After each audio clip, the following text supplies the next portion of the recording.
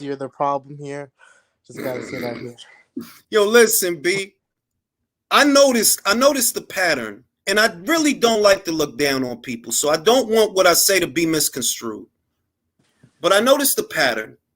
2 weeks ago, it was someone in their mid-40s. They got a problem with me. They're single. They ain't got a lot going on. Ain't got kids. Ain't got a goldfish. Ain't got a dog. Ain't got a man. Ain't got a nothing. They ain't even got no kids.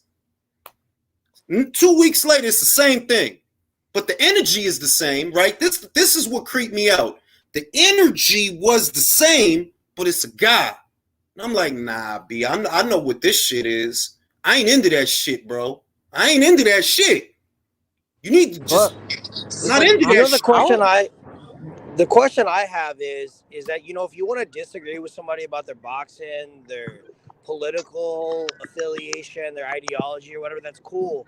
But the moment you got to start talking about people's families and shit, I mean, that's when it starts getting real personal. So I see these people coming after you, and bringing up like your wife, talking about shit like that. And that's just, in my opinion, that's completely hands off. It's disgusting, yo. It is. You want to disagree with somebody, that's cool. But the moment you start bringing up someone's family, I mean, that's what it starts getting real dirty. And for me, that just kind of shows the level of class of people they are, if that's where they want to go. Because, I might disagree with somebody, but I ain't going to start talking about their family, their kids, their wife, or nothing. Well, because you don't know them. You don't know those people. You have no connection with them people. It's just somebody you're talking to on the internet, number one. Number two, if that man was having relations with a member of the opposite sex, he wouldn't have time for Julius. He'd be too busy. I'm going to say this. If that man was having relations of any kind, because I'd wager that perhaps the opposite sex is not that interesting to him, which is why. Bro, look, we all men in here, B. At 6 a.m., I got a hard dick, and I'm going to put it in my wife. Literally. Yeah, basically, literally. That's how it goes. That's the morning routine. That's the morning. Either the night before, or 3:30 in the morning, or 3:30 in the morning. If I get up for a glass of water, you know what's happening? I got a hard dick, and I'm going to put it in there. And that's Julius, what it is. I just came from work. I'm tired as hell. What did I do the first thing? I bust a nut. But I mean, for real though, if the first thing you're doing is you're seeking out a guy you disagree with about boxing, you need to start evaluating your life. Yeah, that's kind of weird, bro. That's kind of. No, that's what I'm saying. I don't look down on no man. I have had many jobs, many different types of jobs over the years. You know what I mean? So I'm a blue collar guy. Did security, armed security, department head in a supermarket when I was younger, much younger than I am now. And I'm like, I don't look down on no blue collar man. But how you gonna try to stunt on me and you a 46-year-old pool cleaner? That is a job for a teenager. The kids around here, that's what they do in the summer. They clean pools. Bro, when you posted that dude being a custodian, I started laughing. And I didn't laugh that he was a custodian. The reason why I laughed is because I grew up dirt poor. My family had 4 kids. We didn't have shit, but my dad was a custodian. He was working his ass off. Well, so for a dude to be flexing about how much money he has, growing up of the son of a custodian, knowing that it was hand-me-down clothes and non-name brand food, I'm like, who does this motherfucker think he is? He's on drugs. Yeah, he shout out to my man Bobby Light. He said he's a fruity Steve Harvey. Yo, D Money. That's what I'm saying, D Money. I figured, yo, if it's 6 a.m., I know you ain't talking to me while you got a bro rock.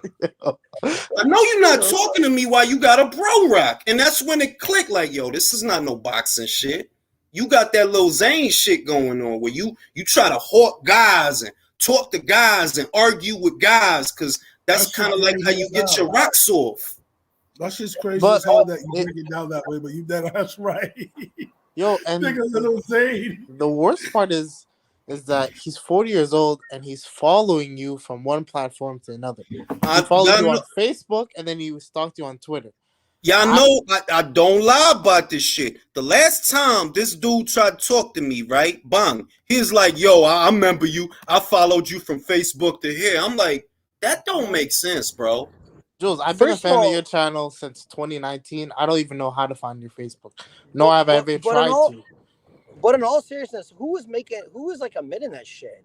Like it's like you're not a pop singer. I'm like, I've been following you since your first record. Who says that shit? I've been following a man from another platform. Even if I did that shit, I ain't admitting it. What kind of shit is that? You know what the thing is? It would be cool. What makes it weird is that this is an individual that claims that I'm saying this and I'm saying that. And I'm thinking, well, if I'm all these things, at least in your mind, why are you following me? There's no logical obsession. Jules, he wants you to give it to him weird obsession. Hey, yo. Fucking Jay, man. I ain't into that shit, man. Pause. I ain't into that shit. Pause. Like, yo, I've been following you since your first Facebook post, man. Like, what the fuck is wrong with you, bro? Yo, he loves you, bro. He loves you. Jules, I've been following you since you were born, bro. Let me tell y'all. The shit that weirded me out is, see, last week, the 2 weeks ago joint, right? And I ain't gonna say no names because I don't want them people around me. Orange lady, we know. Let's go. Right. It's energy there that is feminine energy. So I already peeped that. Like it's like a feminine energy. And then I'm talking to this fucking weirdo, right? And I'm like, yo, why does this feel feminine? This is some feminine type shit. Ain't no motherfucking way. You can feel it when you're talking to a broad, man. You know when you're talking to a dude that's got them female tendencies. You know you're talking to a bitch. It's fucking, but the energy is feminine energy. And I'm like, nah, this is a ghetto. One thing you got to say, though, is that you're permeating, though, that people are paying attention. Because if people are so mad and they can't argue with you about boxing, they got to start bringing up other stuff. One, they're paying attention. And two, they're superior when it comes to the knowledge. That's just what that is. Yeah, but I don't like the toot. Look, it's you shouldn't toot your own horn. So I don't. I usually don't. I didn't say you did. I'm as an observation. Someone who talks on this channel, who I consider you to be a friend, somebody who I value your opinion on boxing and other things. I'm telling you from an outside standpoint, if people are doing this, if people are following you, they're admitting they're following you, they're disagreeing with you, and they want your attention, then they respect and the value what you have to say. That's just the truth. I'm gonna look at it like this, B, because this is what I think. He. Now I ain't even going to say because that shit make me uncomfortable. I ain't gonna front like it don't make me uncomfortable. He on some I got a crush on you type of bullshit. That's what that shit is. Well, let me ask you one question. Well, let me ask you one question so we can get it back square to what we really do around here, right? I just got one question for you. Well, two questions, Jules. Okay. Boots is who? Boots is what? Listen. We gonna get to that. Shelton. He's gonna do what? Shelton, we gonna believe you me because I've been waiting and I've been saving it and I've been waiting. Can we change his name to Slides? Can we do that? But I had to address this because I really do feel that these behaviors are becoming customary and they should not go unchallenged. They really shouldn't. You think? There's a whole world. The world is going that way. I'm watching a good television program on Peacock. I'm not even gonna put it out there. I'm watching a great program, and they had to slip it in. They had to slip it in. Me and my wife just turned it off. Like we ain't watching this shit no more. I'm cool. Exactly. You know what I'm saying? It's like it's a lot of common sense things that'll tell you what's really going on without it being said. If it's 8 a.m., if it's 6 a.m. or whatever, and the first thing on your mind is a tweet from a guy that you don't even know from Adam, that's already red flags. That's red flags all day. He probably had the lotion out, Jules. He probably had the lotion out. See this? The lotion and the tissue ready. No bitches, Jules. Come on, bro. Yo, B, boxing shit, man. These niggas is weird. Chris, I gotta address it because to me it's like, look, man, don't be fucking liking me, man. Don't fucking like me. I love you, bro. Like DMX said, how you gonna explain fucking a man? Even if we squash the beef, I ain't touching your hand. I don't fuck with you. And it's only know one way to be is that's the dog. Period. Ain't enough boxing. Ain't enough boxing for me to wake up at 6 a.m. worrying about some guy. It's not, fam. Never. It's not like, and what kill me is they try to disguise the shit with the boxing shit. Like, oh, well, you said, well, bro, you thinking about Al Heyman and Stephen Espinoza at that early in the morning? No, you thinking about me at that early in the morning? That don't make no sense. What makes sense is you got the Nokia thing going on and you don't know what to do with that energy. And you need to go somewhere with that shit. It's a whole scene over there in California for you to rock out. You know what I mean? It's a whole scene over there. Nokia for fucking Drew Hill. You gotta follow listen, Chris, we got to follow the community guidelines. So we ain't saying certain shit, but we saying shit. Just not Wait a minute, Jules.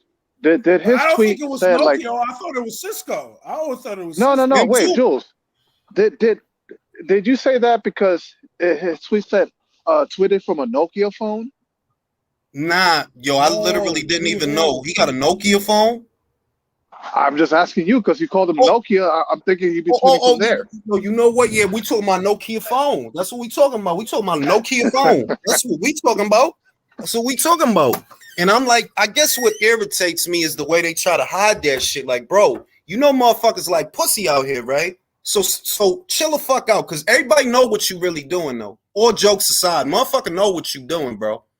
Motherfucker ain't into that shit, bro. It's a whole scene over there for you to hide all the hot dogs you want to hide, bro. Bro, don't get mad at this dude because he printed out photos of you and got them up on his bedroom walls, man. Just let that dude chill, okay? He's just a big fan. Bro, shit is weird out here. And I'm not into that shit. And motherfuckers, you know what I'm saying? You know what I'm saying? Yeah, but it always boils down to some gay shit because a motherfucker will see somebody trying to chime in and they're trying to say, oh, why you dick riding a post? And I'm like, bro, I'm just chiming in. That's all it is. For real though. And it's more like you can't talk cash shit about what other people do to make a living, and you get all secretive about what you do. And I know why, because you don't do shit. You lying. Because you're poor. You're poor. Say what? Chat, I didn't want to be fucked up. Like, I was legit. You're brokey, like Andrew Tate says. Brokey, motherfuckers. And I listen, and it's the other shit. Wait, I'm not fucking rich. Like, believe me, I ain't rich. I'm not. What I'm gonna say is, yo, look, you probably gonna go to work, right? You gonna make whatever you make, and I could literally show you. You know, I get that in an hour, right? What you just did for that whole day, you know, I get that in an hour off residuals and ad revenue. You know that, right? Never mind super chats, that's extra. Off ad revenue from old videos that still get watched. I get what you get for a day and probably an hour. And I don't want to be fucked up because, once again, I'm a blue collar guy. Had many jobs that were not good jobs. But let's be real. You cannot talk that cash shit if you're fucking poor. You're mediocre. And the difference between me and you is, Brody, I'm the age you were a couple of years ago, and you don't see me cleaning pools, right? But that's all for a child, not no 40-year-old man. That's all I'm saying. Let's get to this boxing shit. So, is Boots' name Slides now? His name is Crocs. Crocs. Can we call him Up Boots? Boots? Crocs and his name is Crocs because for the longest time, they tried to talk up this dude like he the anti-Crawford, the anti-Christ, the anti-Crawford. And what I saw this Saturday is that a couple of pivots, and he don't really know what to do. He throws single jabs. He's trying to touch you with the single jab to bring over the backhand. That's what he's trying to do. But because Chukatsian kept turning and staying on the outside of the jab, the power was gone. Like, you really couldn't hit him with nothing. Now, if that was Crawford, you know what I see? The difference between Crawford and a Chukatsian is Crawford can fight and move while he move. When he pivot, he hook. So he could catch you while you try to turn. And I'm like, bro, Crawford and knock this man out. All this bullshit for you to go 12 with a Chukatsian. If that was Virgil, he don't get to go 12 with a Chukatsian and don't get criticized for it. If that was Crawford, he don't get to go 12 with no Chukatsian and not get criticized for it. Crawford wouldn't hear the fucking end of it. He would never hear the end of it if he went 12 rounds with a guy like that. Crawford Let me ask you this.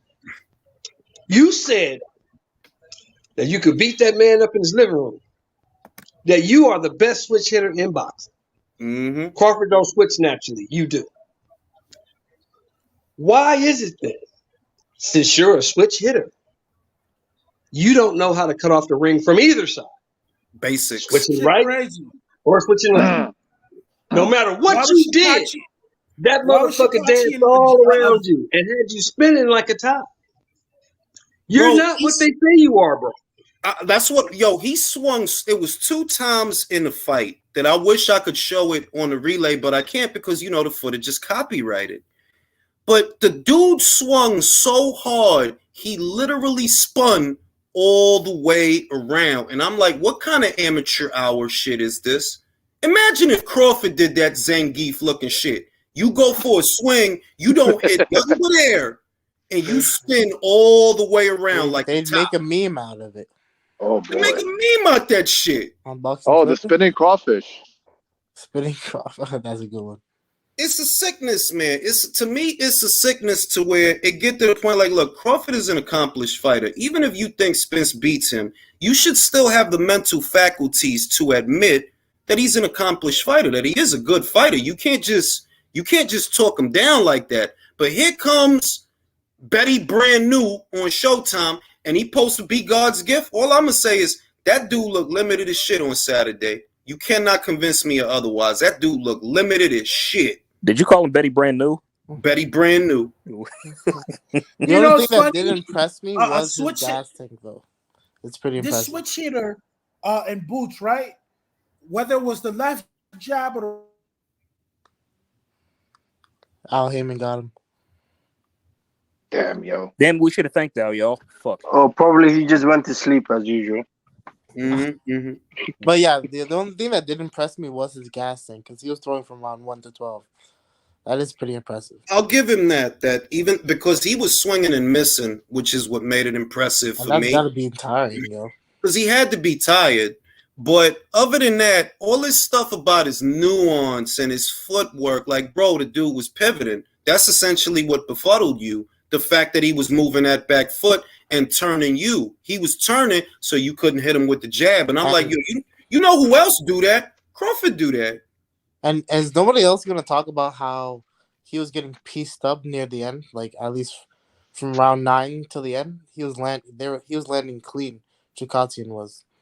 What I see is he's a good fighter. I'd be lying to you if I told you that I see a bad fighter. I don't see a bad fighter, but I don't see all these different things that people describe. And your quality of competition definitely don't tell that story. So when you go up against a Chukatsian, who we could all see has no power and no offense, he has no offense. Like, he really wasn't even trying to win them rounds. If you are who they say you are, you blast through that guy. Because when they put a guy like that in front of a Crawford, what'd he do? He knocked him out. They put a guy like that in front of motherfucking Virgil. What he did? He knocked him out.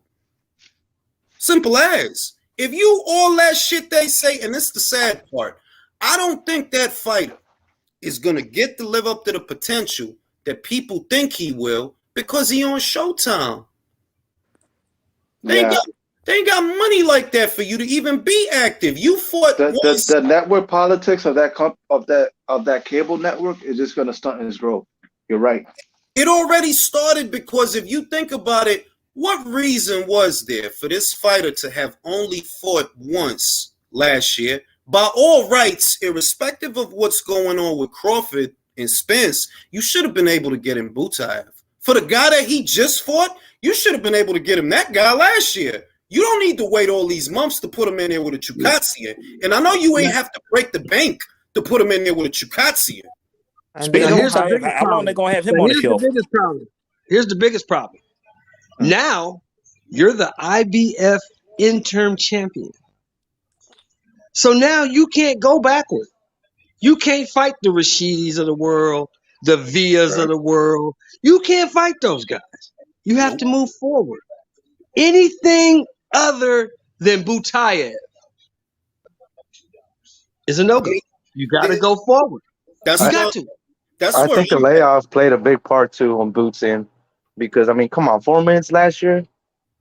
Pero tú sabes lo que es también, Martín, que eso es culpa de su promotor, eso es culpa de Stefan Espinoza porque he's a Showtime fighter. Even if he's not a Heyman fighter, he still is a Showtime fighter. And it was Showtime's job that, look, if you're invested in the career of this fighter, you got to at least keep him busy, because how else is he going to make money? And how else is he going to develop a fan base? If he fights once for 4 minutes on an undercard, remember, he wasn't even a headliner on that shit. That was on the undercard of Spence Ugas, I think it was. Bro, how you gonna it was a Castano, the Charlo Castano rematch. He was the co-main. Charlo Castano, pardon me. But it was an undercard fight, is what I'm saying. That it wasn't even a co-main event to where the people that's there for the undercard is gonna catch you. That was an undercard fight. I know Joseph was the co-main. It was. It was the co-main. It was co-main. Well, look, motherfucker. Point is, he should have fought more than that. Now, Boxing Gyms say they love to hate, fam. It's a thin line. I agree with that. Let me read the other super chat. Read the other one. Yeah, passed it. JRV says they were saying he beats Canelo also. Yeah, they were saying Spence beats Canelo. I remember that shit. No, keep winning, bro. It's not a flex if it's true. I dig it, but it's just I get irritated when bums think that because they online, you can't tell that they bums. You got bum energy. You 46 cleaning pools, fam. You're a bum. You're a bum. I had better jobs than that in my teens. You bum. Bro, by the way, there's nothing wrong with cleaning pools or whatever, bro. Everybody has done them jobs. But to come online and talk like as if you're fucking Andrew Tate, bro, and you're just come on, bro. All I'm saying is, look, it's cool if you was cleaning pools, but not in your 40s. Not saying all that extra shit. No, you're a bum. I'm sorry, you're a bum. And if you're cleaning pools at the age you were, it's because you're also a fuck up. Because I had way better jobs than that, bro. I never cleaned the pool, bro. To be real with you. There IQ. I wrote you, but you still ain't calling. Pools at the age of 15, bro. That something must have went wrong in your life, boy. Yeah, I mean, and it's just that online environment where there's so much toxicity that they come at you wrong. And then when you reciprocate, like, all right, I'm going to reciprocate because you're not talking boxing, posting pictures of my wife. You know what I mean? You clearly not talking boxing. He's tweeting at you right now. I bet he is. His little fruity ass. I bet he is. If you can hear me, Frank Packer, get a boyfriend. I'm not into that shit. Wait, Frank who? He a Frank Packer. Packer. Put things in his permanent pocket. Right? I'm not into that shit. If you thinking about me at 6 a.m., you Frank Packer, we know why. We know why. And I'm not into that shit, bro. You better go watch Drag Race or some shit. I ain't into that shit, RuPaul. Yo, so PBC doesn't have a single fight announced yet for any fight after this. I mean, we got Davis. They got to secure a deal first. They got to make sure they got and Benavidez, and that's not even announced yet. But I mean, they just announced Matias versus Ponce as a part of a triple header, I think. Really? Next month. That's going to be next month. But March 20 is it 18th or 25th? AJ? It's the 18th. It's the 18th. It's the 18th, I think. Yeah. March 18th. Well, they're saying that AJ may end up fighting Dempsey McKean. I'm not against that fight. His old sparring partner?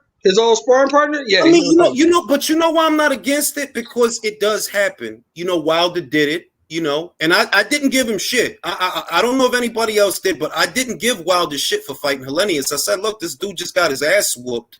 I don't think it's pay-per-view worthy, but I personally felt give that one away so that the next fight could be a pay-per-view. Just give that one away, put it on regular Fox or regular Showtime. They chose to put it on pay-per-view. But given the ass whooping that he took, I wasn't super critical. Like, nah, this dude really got his ass beat. He needs a tune-up. Yeah, Helenius was coming off a career best win twice. Exactly. So, did you guys see Eddie Hearn said AJ's going to be training in the U.S.? Who'd he choose? He didn't say who he chose, so I just saw that. He's going to be training in the U.S. and he's starting his 8-week camp. And you know what? He's starting his camp next week. Good. I don't think that is going to eat. Look, AJ's 33. Mm-hmm. What he's been doing so far made him a 2-time unified heavyweight champion of the world. A new trainer can enhance what he already has, but a new trainer ain't gonna change shit. AJ is who he is at this point. I mean, look, it's possible if they keep him out of certain fights, I would say. See, it's going to sound like what it sound like. But if the next fight is Dempsey McKean and he beat him, and then the fight after that is Hrgovic and he beat him, and then the fight after that is a bigger fight, maybe he will have settled in to this new trainer. Because what I see is it's almost like, was you expecting major differences or major changes with Robert Garcia? Well, that's not going to happen in one fight, realistically. No, that's not going. That take several weeks and several months to settle into how y'all work. So if you could get this guy 2 fights before his next big fight, maybe we see a difference then. Remember that they wrote off Klitschko after Corey Saunders. And remember that they wrote off Lennox after motherfucking Oliver McCall. So things could change. They can change. But it does take time. It's not an immediate difference. Yeah, but I don't see anybody out here now, as far as trainers goes. Emmanuel Stewart's gone. I don't see nobody else on that level. I agree with that. That I don't have the confidence. Like the closest thing to a Manny Stewart, and I'm not even saying he's Manny Stewart, but Buddy McGirt, you know, because he's kind of old school. I don't like. Look, Derek is a good trainer. I'm not crazy about his fighters, but I do think he's a good trainer. I think he's an okay trainer. Do I think he's the right fit for AJ? Not really. Too many high-profile clients. You got Jermell, you got Errol, you got Frank. Too many high-profile clients. And I feel like what AJ is looking for is that Rocky, Mickey kind of dynamic. A trainer that's just, you know, he focused on you, which is why I kind of feel, might sound strange, that he should go to Abel Sanchez. Abel not doing nothing right now. Right. Facts. He not doing nothing right now. I don't know of no fighters. Somebody told me that he retired. So I'm like, look, if it's just you and Abel at the summit, that might be what you need. Just you and Abel at the summit. Because this thing where you going to bring the trainers to the UK and y'all going to be in that bubble, that's not going to work. At the same time, you don't want a trainer that has to divide his attention between you and another high-profile client, because that seems to have been the problem with Robert Garcia. Robert said, yo, I got other fighters. I got Jose Ramirez in March. I can't go to the UK. So it's like, look, you could come to America, change your decorum, change your ambiance so you could change your mindset, but he needs a personal touch. And a high-profile trainer like a Derek James, he ain't going to get that with him. Roy, I love Roy the fighter, but Roy the trainer, you don't have the championship experience training fighters for this assignment. So I really don't think he should go with Roy. To me, you need like a dude that ain't doing a lot. I don't think Roy could offer him that much. That's going to help him change what he needs to change. If you look at the fighters that Roy trains, it's only 2 that I know of. Ikram Kerwat and Chris Eubank Jr. They all try to like emulate Roy in little ways. And it's like, bro, you're not going to turn AJ into Big Roy. That's just never going to work. No. Never going to work. Like AJ doing a triple hook. Imagine that. Like, man, that look weird as hell. You can't emulate Roy's reflexes and ability. It is what it was at that time. It was his gift. Exactly. And the way that I see that he trains fighters, he trains them in the way that he fought. If you go back and you watch Chris Eubank Jr. first fight after the pandemic, it was on DAZN. He was fighting like a fake Roy. And they're fighting like a fake Roy. It's he like weird as hell in that fight. It's like, yo, you not going really like that's not going to work, bro. Like you might could beat the domestic guys with that shit, but that's not really you because you're not Roy. You know what I mean? Upper echelon dudes, and your ass in trouble. The saving grace for Chris is that he don't fight them kind of guys, really. So that's what saves him. But that honestly makes me curious. I wonder how he's going to fight Liam Smith. You think he's going to go back to basics? Look, the main thing with Liam, I don't know how Chris is going to approach that fight, but I do know how Liam is going to approach that fight. Is why, as much as I would like for Liam to win, I got Chris by way of knockout. Same. Yeah, Liam's gonna come forward, throw, and Chris is probably just going to pick him apart. That's what he do. He stay in character every fight. That's what he do. So even if we really don't know what kind of Chris we gonna get, we do know what kind of Liam we gonna get. And I don't really think Liam is a harder puncher than Chris. I don't think he has a better chin than Chris. So I'm like, yeah, Chris gonna knock him out. Chris seriously, Chris Eubank needs to win an award for trolling because anybody see his video of him cooking a steak, talking about he's gonna saute and he's funny. I'm not gonna lie. He cook Williams. He's pretty funny. I don't like him, but he's funny. Oh man, dude is hilarious. Yeah, he's inherited his dad's showmanship, hasn't he? He does. He had this giant leather jacket during a face-off. He had like a giant. I'm like, bro, why does dude be wearing? They did a face-off, a sit-down joint, like the Johnny Nelson shits. And I'm like, bro, I know it ain't that cold over there, bro. That shit is like, you look like you going to Antarctica with that shit, bro. That shit was ugly as hell. Bro, it was the middle of fucking July. You mean he looked like? You mean he was looking like he was taking a one-way trip to the Blue Oyster Bar? Yo, he was going there with Dwight, bro. That shit was probably like $5,000. That's the most embarrassing part. What y'all think about Nacho Bernstein? Nacho Bernstein for AJ. What y'all think about that? He's still trained? No. I didn't even know he still trains. He still trained fighters. He trained Ray Rogers to a title fight. Can I give my take? I think he should go back to his old trainer, to be honest. You think he should go back to Rob? Yeah, man. Because from the way he's looking, you know what I mean? You're just bouncing around trying to gather all this stupid information and as if like he's a fucking library or something.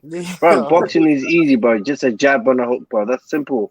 You know what I mean? Don't take your life too serious, bro. I know he tries to act like as if he's some fucking guru or something, but take it easy, bro. Life's not that serious. You know what I'm saying? You should go back to Rob. I agree with you. I saw a lot of people bashing Rob McCracken. You know, when around the time that he decided to leave. I didn't agree with that because I'm like, bro, Rob got him to them titles and Rob helped him get him back. So I don't think he's a bad trainer. But do you really think that going back is the answer now, though? Back to Rob. No. I don't know. Who can you find? Sorry. I think what's the best option for him right now? Here's the question. How would Rob feel about that? Joey Gamache. How would Rob feel about that, though? You left me. That's a good question. Said I wasn't shit. Yeah, but they left on good terms. You want somebody else. Who says Rob would even take him back? That's a good question. That's a good point. That's a good point. Hey, man, there's money there, man. Hey, man. Money talks, man. Money talks, man. Joey Gamache shit walks, man. I'll tell you what, this the thing. Yeah, money talks, but everybody is for some people. I don't know Rob personally, but for some people, money ain't everything. That's true. Sometimes like, more than money. He might have took it personal because he was with him from the beginning, and he might have took it personal that he sacked him. When you sack the trainer, it's almost, even if that's not what you really mean, you know, because maybe you do feel that you need something new. You're not trying to say nothing bad about your trainer, but maybe you feel that you need something new. The trainer may feel, oh, you blaming me for that shit? You blaming me? You lost because of me? All right. You know what I mean? So maybe Rob don't want him back. I mean, that's one way to interpret. Don't go back to your exes. How you lose the fight and you tell yourself that, oh, you need to swap me out for somebody. Oh, all right, you know what I mean? And he might have took that personal. Like, I wouldn't rule that out. Personally, I feel he needs a trainer that doesn't have a heavy workload, that doesn't have a whole lot of high-profile clients, because he still is a good boxer. What he really needs is to get his confidence back. And I don't really think he's had the opportunity to do that because, you know, you beat Ruiz in a very tense fight by boxing from the outside. But that's not who you really were before you fought him. You was a knockout artist. You have the fight with Pulev and you do knock out Pulev. But right after that, you back in the shit. You in there with Usyk. And then you lose your confidence. What confidence that Pulev fight might have gave you, you lost that shit. And then you lose again. It's like, yo, B, you need to slow down. Don't worry about this and don't worry about that. You need to focus on you. and getting your and confidence don't forget, back. Jules, after the fight, he had a meltdown. So there's some shit going on. Hey, Jules, Dougie Campbell says, remember, he turned over with Tony Sims, not McCracken. That's true. That is true. That is true. Yeah, McCracken I'll say came this in the much. Dylan White fight. That's when McCracken took over. You're right. But that's still a long time, though, if you think about it. Dillian White, Vladimir Klitschko, Dominic Brazil, Alexander Povetkin, Carlos Takam, Joseph Parker. That's motherfucking 6 fights. And the first Ruiz fight. Charles Martin as well. Charles Martin. Povetkin as well. I mentioned him. So really, we looking at about 8 or 9 fights with the same trainer. That's a long time. And many of those fights were his title fights. So he's a maturated fighter. And I don't really feel like going back to Rob or give him the answers he needs. Personally, I do think he should come to America. But maybe you do some, you know what I think? Go to Manny Robles. Yeah, that's not bad. That's really good. That's a good That'd be my second choice. That's a good shout. But let me ask you guys this. Do you think he wants it like that anymore? Because he's very rich. Be real with you. Well, I question that. Well, you see how he broke down at the second fight? That's somebody who's passionate about the sport, so he clearly wants it. He's had money for a long time. Look, the way let me say this to Shelton. Shelton, he was talking about acting and shit. See what I mean? He talking about. Yeah, he was talking about beyond boxing. This wasn't that long ago. It was like maybe 2 weeks ago. He's talking about acting and shit. And I'm like, bro, are you contemplating retirement? Because if you are, then we know where your head is at. If you contemplating like, damn, what I'm going to do at the boxing. That's not really encouraging. Think about it, bro. Just think about it logically for a second, right? Just think about it. What really else is there for him to do in boxing? He's made a shit ton of money. I mean, he could go for undisputed, but going for undisputed means you have to love the sport. And one thing I've always thought about AJ, he's one of my favorites. I like AJ. But I've always thought that AJ didn't box because he loved it. I think he boxed because he was good at it. No, I don't think he cried like that after. Wow. I don't think you have a whole mental breakdown like that. I don't think he would. Nah, I'm going to tell you what.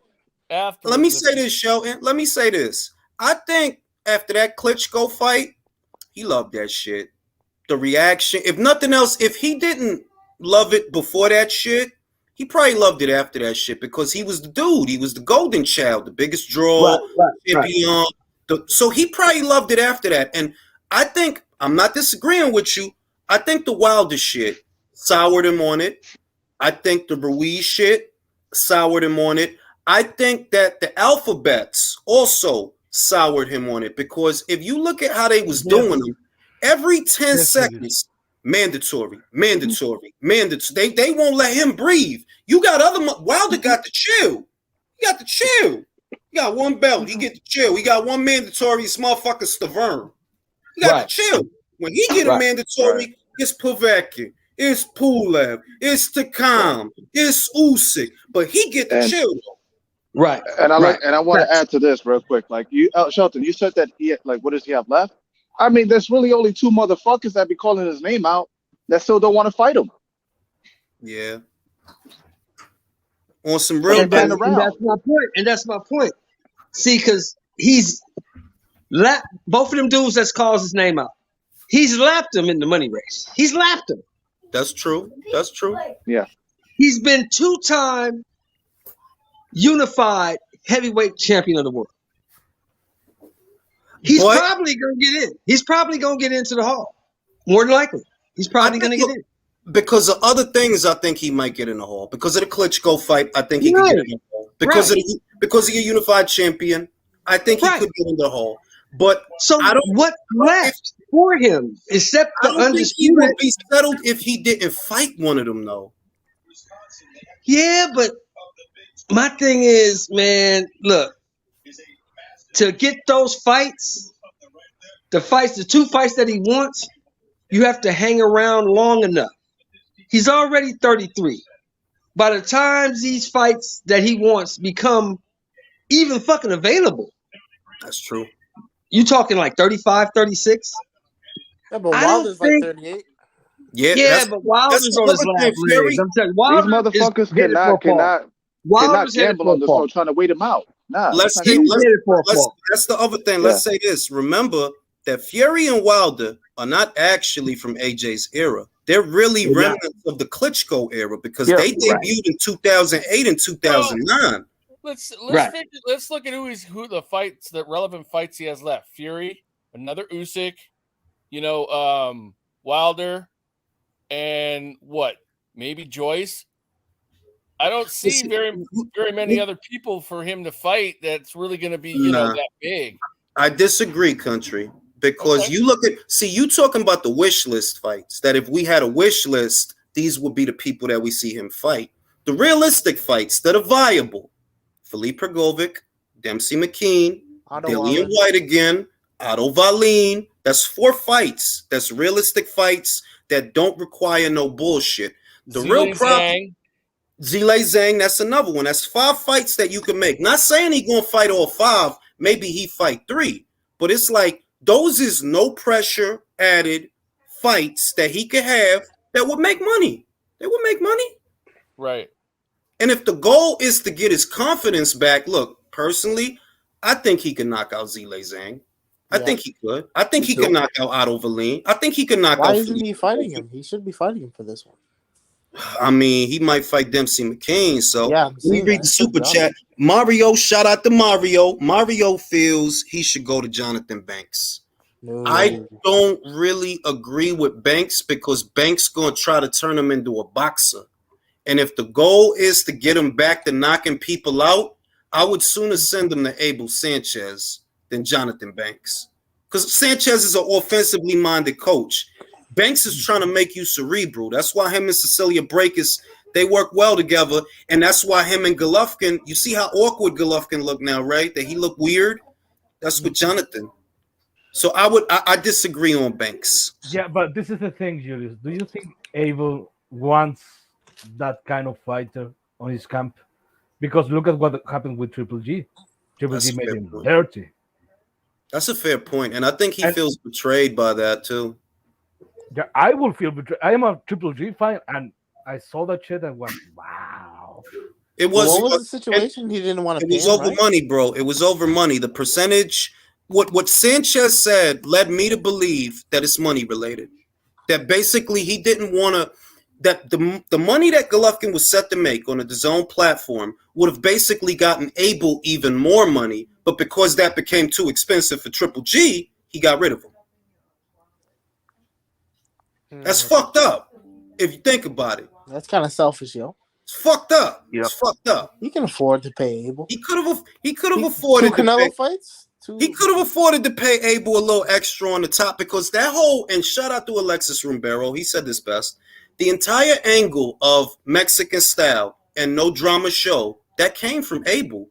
He wasn't saying that shit when he was fighting in Germany. When he got up with Abel, that's when all that shit started. And that's what helped to make him more marketable. The Mexican style big drama show. You owe Abel that, bro. So what are you going to get a little bit more money?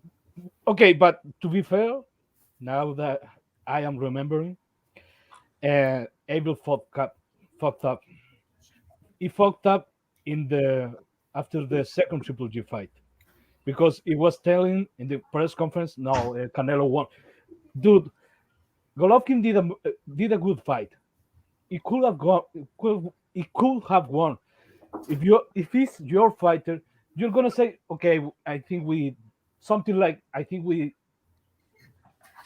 did enough to win. Mm-hmm. We didn't get the decision. No, but the motherfucker was saying, no, Canelo beat us.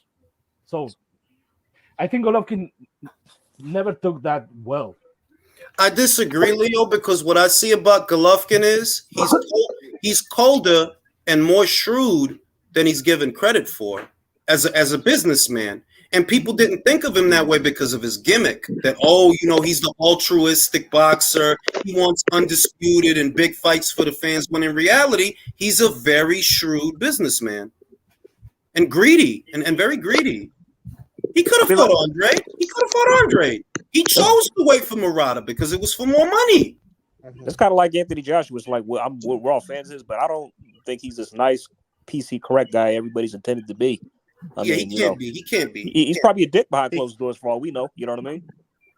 He can't because the be humble. That shit is nauseating sometimes.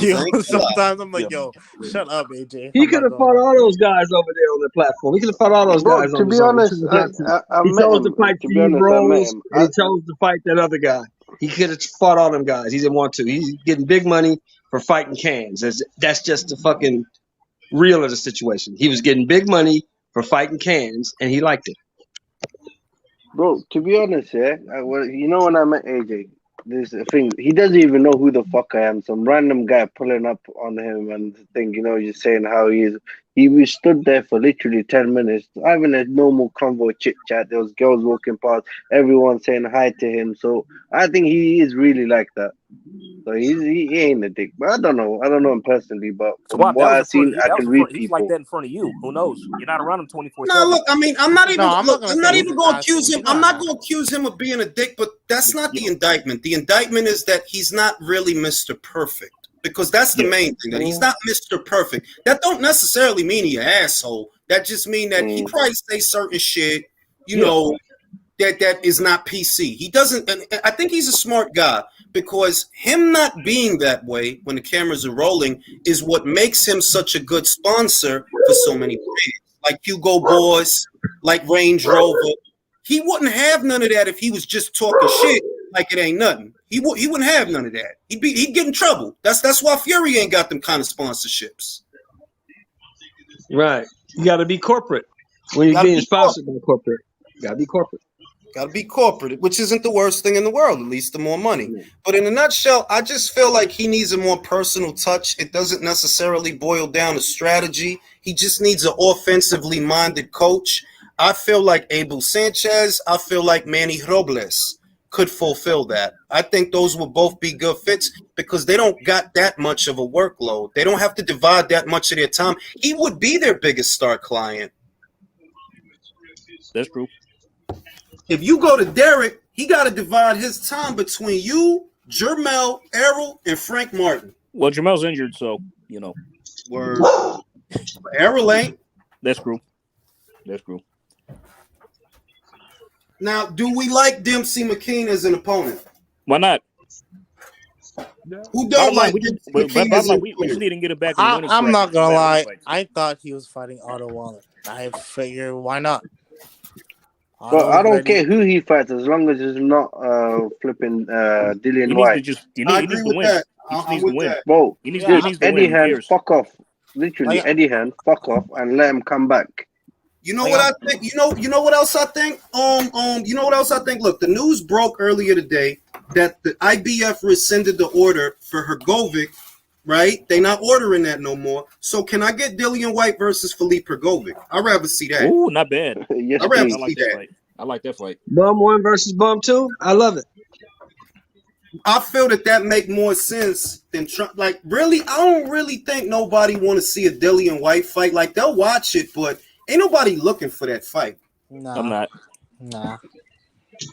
So give Hrgovic a step up and a payday, because that's what that would be in the UK. It would be a payday for him. And Jules, I don't understand, like, what's going on in Eddie Hearn's mind. It can't. I think, is it the money? Like, for example, why is he so persistent that he wants this AJ fight? I think AJ versus Dillian White. Why, bro?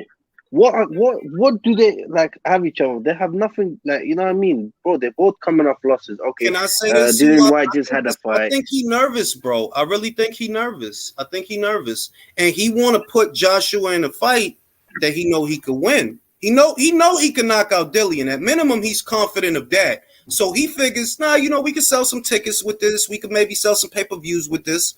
Let's do this fight. But in reality, I don't really want to see that shit. Well, how about think about it in the longer run? Like, let them both like have some wins, and maybe afterwards they can have one final fight. I agree. Now, JR says, what do you think about Boo Boo saying he getting in the Hall of Fame? I think he's not getting in the Hall of Fame. He's on drugs. He's on drugs. He's drunk. But he did look good. They gonna make. He did look good outside. Saturday night against that guy he fought. He did look good against that guy. Shelton, let me ask you. Shelton, let me ask you about that shit. Yeah, I'm gonna disagree. I felt he looked weak. Why? You hit Desmond Nicholson with everything but the kitchen sink. When that Berlanga that we all talk about, when he fought that same Nicholson, he dropped that man 4 times, and he didn't get dropped. You fought him, you got dropped in the 5th. Yep. Right. He got dropped in the 5th. Think he looked good. So he dropped Nicholson. He dropped Nicholson twice. He hit him with everything but the kitchen sink. He was still fast. He was still elusive against a guy who we know isn't that good. Desmond Nicholson isn't that good. Let's just be honest. He's not that good. But so let me ask you a question. Andre versus he's still the second. What I saw, I saw the same Boo Boo.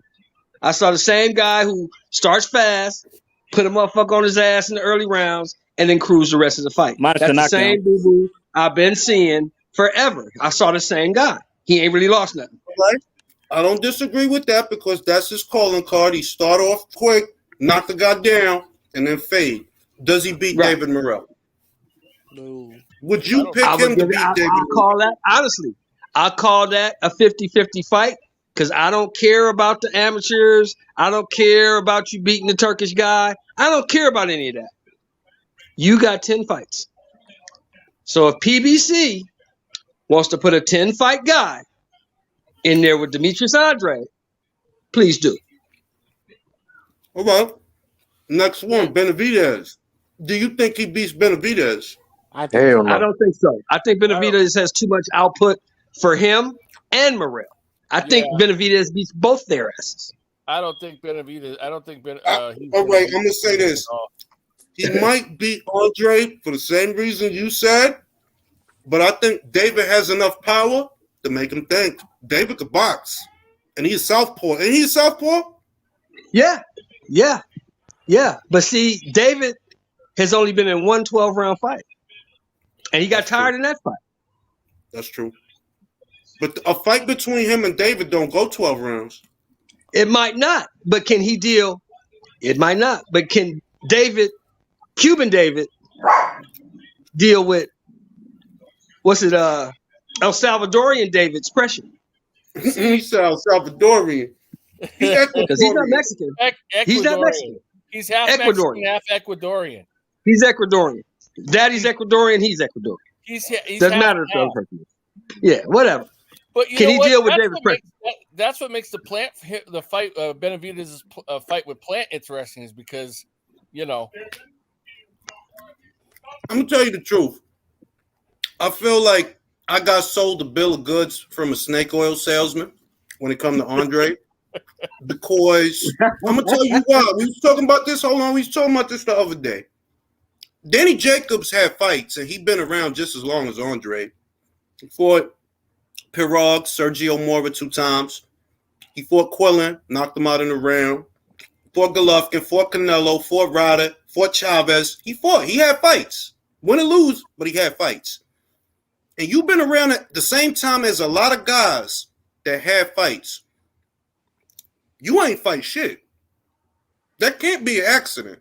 You still got an O, right? You still got an O. But look at how you move. You swerved Korobov out. You swerved Korobov. You swerved Derevyanchenko. You didn't have no time for Yanni back. You got injured with Parker. It's a pattern. You ain't got no time for Lara. It's a pattern. And I feel like, your competition is always... Think about the dude he just fought. That dude ain't better than Ryder. Desmond Nicholson, he ain't better than Ryder. Ryder would beat him. He probably would have knocked him out. But here's the difference now.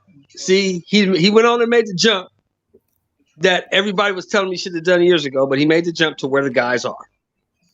I agree. Now, you're over there. You moved up a division. You don't have a belt. So you don't have the power to choose. They're going to say, here, you're going to fight this guy. Okay, you look good against that guy. Now we got these 2 guys fighting over here. You want the loser of that fight, or do you want this guy? These are your 2 options. You got to pick him. He's not in the position to choose anymore. He wasn't. They gonna give him options. Wait a minute. He wasn't in a position to choose last year. But look at what he did. When you got a belt, yeah. When you're a champion, I don't give a fuck if people don't think the belt means nothing. I don't subscribe to that. When you have a champion, when you are a champion, a recognized champion in one of the 4 recognized sanctioning bodies, you have a choice. He doesn't have that option anymore.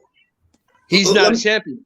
Let me read these 2 super chats. Mario said the reason I say Banks, it's mental. Banks is good at that. Touche.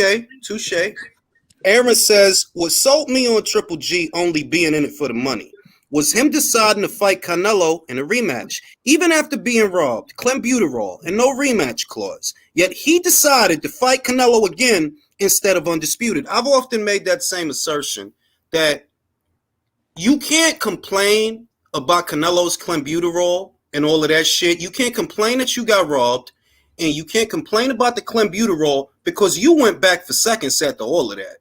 Remember, all of that was between the first fight and the second fight. You found out, you got the fake draw, which I agree. I thought Golovkin won. And the clenbuterol scandal. All of that was in between the first fight and the second fight, right? Okay. So if you do a rematch anyway, you know what that means. You didn't care about none of that shit. You only care about the money. You didn't care about none of that shit. Same thing with Wilder. Agreed. If you know this motherfucker's a cheater, why you want to fight him again? Agreed. I said that as well. That I'm like, look, if Fury a cheater and he got shit in his gloves, why would you go back for a third fight? That don't make sense. Because he knows he didn't cheat. Or maybe it was a pride thing. You know what I mean? Maybe it was a pride thing. Could have been. It was a money thing, Jules. It was a money thing. Yeah, money and pride, though. Money and pride. It could have been both. How'd that work out for him? Well, we see how it worked out for him. See how it worked out for him. But hey, still, Drew said you ahead, forgot the IBO belt. Nah, but look, man. Yeah, I just think Andre's in position now. He knows that he's 34, turning 35. He knows that he doesn't have many more options. He got to get fights what he can get. He's hoping maybe Charlo will move up, which I doubt. He can get the loser of Plant Benavidez, or he can fight Morrell. That's about the only options he got. I'll say this though: there's no guarantees because of the scheduling. Because Charlo, we don't know when he's fighting. Because Benavidez Plant, we still don't know when they're fighting. He might be in limbo, even though he's on that side of the street. Because the fights that you over there to have. What the hell is that? The hell? Yo, somebody turn down your magic wand. Now, the fights that he over there to have, them people is not available. The only guy that is available is David Morrell. So how long does it take the PBC to get him a signature fight? Now here's the question, though. But here's the question. We know by the way they move Morrell, they got plans for David Morrell, correct? I agree. Do you think they would put him in with Demetrius Andrade? Yes. Yes, I think so. Because it's not a lose. If David were to lose, right? It's not that big a deal. Morrell, for all his virtues, he's not marketable. Cuban fighters don't really have an audience in America. When you ever seen a Cuban marquee fighter that he really sell tickets and he could draw? Peter Quillen. Nah, yeah, but he's Cuban? He couldn't. He's half Cuban. He couldn't draw flies and shit though. You're right. No, but in Brooklyn, he was okay. In Brooklyn, he was okay. But you got to fight other places besides Brooklyn. I ain't disagreeing with that. But David Morrell ain't good. Like, in other words, and I think he's a good fighter, by the way. I ain't shitting on him. I do. I think he's great. But you ain't gonna turn him into a star. I'm gonna let you know that, right? Like, you're not, because it's not a big enough Cuban contingent in America to turn him into a superstar. So it's even if he knocks out the redhead. I mean, that's some dramatic shit, though, Sheldon. Like that's like you found plutonium or some shit. Like, well, yeah, if he did that, but what's the odds of that, though? What's the odds of that fight even happening? Slim to none. The Slim just left the building. Yeah. Like, maybe I would say the only way they could turn him into a star, and I don't think they're gonna do this, is if you fed him everything you have at 168. So what do you have at 168? You got Andre, you got Plant, you got Truax, you got Benavidez, right? You got to feed all of them to him so people will pay attention. Like, damn, he whooped everybody's ass. But if it's not that, you can't turn him into a star, bro. You can't. Like, who is his audience? All the Cubans is in Cuba, bro. The rest of them is in Miami. And then, what if he loses one of those fights? That's another thing that'll count against him. Like, you had a really good knockout artist in Uniel Dorticos. He was the opposite. He fought differently than Rigo, differently than Lara. He was a knockout artist. His nickname was the KO Doctor. But for all them knockouts, he had no following, no fan base. So, to me, I would say an attractive fight to make would be Andre versus Morrell as a sink or swim fight. Whoever wins that fight, it's a step forward. You know what I mean? Right. Hey, but how long is Andrew's contract with PBC? I heard it was just a 1-fight deal, wasn't it? It's fight by fight. Fight by fight. It's the same shit I heard. Which also to me, that's a problem. Why is that a problem? They don't have a commitment to him. They don't have a commitment. Like they're not committed to turning you into nothing. We doing this on a fight by fight. That's not a commitment. They're gonna bring him back, especially after that last fight. I mean, I'm pretty sure PBC is gonna be like, okay, you know. That's what I'm saying. Based on that, they're gonna bring him back. He actually was the best on this card Saturday. He actually was the best. He had the best performance except for Tank. We knew what Tank was gonna do, but he had the best performance. He performed better than Boots. He performed better than Rashidi. That Spanish dude was a Samson Lukowicz fighter, bro. That Spanish dude that beat Rashidi Ellis, he a PBC fighter too, bro. Right. Oh, I know that. But Rashidi, they brought that dude there to lose. They brought Villa there to lose. That was his first fight. You know what? That was his first fight outside of Venezuela. They did, but it backfired. They brought him there to lose. He just didn't get the memo. Yep, it backfired. But I'll tell you what, listen. They brought Isaac Cruz there to lose, bro. And you see what's going on now. He's too good for everything. Yeah. He's too good for everything. He can't fight Michelle Rivera. That you mentioned were brought there to lose, man. That's more of an indictment to these fighters. Huh? The funny shit is, if these fighters that were brought in to lose these guys, if they struggled against them, it would be an indictment on these BBC fighters, don't you think? Yeah. Yeah, it is. It's an indictment on their training or their skills, whatever. Yeah. No, it's an indictment. It's an indictment on their grooming process because the Dominican guy, De Los Santos, that Fort Rayo, they brought him there to lose, bro. Isaac, they brought him there to lose, and Tank couldn't knock him out. Hector Roman Villa. Roman Villa. They brought him there to lose, bro. They didn't think he was gonna win that fight. Hector Garcia with Chris Colbert. Isaac turned into La Princesa, man. I mean, geez. You know, now he won't fight nobody. I mean, if the idea is to turn him into a Mexican star, a draw, well, you're not going to do that if he's not fighting people. I'm just letting you know that. They're like, they'll fuck with him if he fight people, but he not fighting nobody, so. But let's look at the top. Let's look at the top of 35. Who can he beat? He could beat Frank Morgan. Isaac Cruz? No. I'm gonna be honest. Like, Isaac is fun because he's limited. He's limited, he's fun. But being real, he don't beat Zepeda. He don't beat Zepeda. He don't. Zepeda. No. He beats Zepeda. I give him some good odds against Frank Martin. Does he beat Rolly? He beats Rolly. They can make that bullshit. No. If Rolly can still make Rolly's too big for him. Rolly will knock his head off because he's predictable. He's gonna do the same thing. Well, you expect Rolly to counter? Yeah, listen, he got the little. No, wait. He got the little guy. Listen. He got the little guy shit working for him. Rolly is a big doof. He not gonna move his head or none of that boxing shit. He not gonna do none of that boxing shit. He a big doof. And Isaac is mad little. Even for 135, he is mad little. His shit is he gets so low, you can't get low with him. And then when he get low, he shoot that right. That he big was the only opponent that Tank looked down on. Like, he was literally the only guy shorter than Tank. And Tank and Rolly is chinny too. And Rolly is chinny, so yeah. I think I ain't. Don't take it as a prediction. I'm just saying that Isaac has a chance against Rolly because Rolly not. Yeah.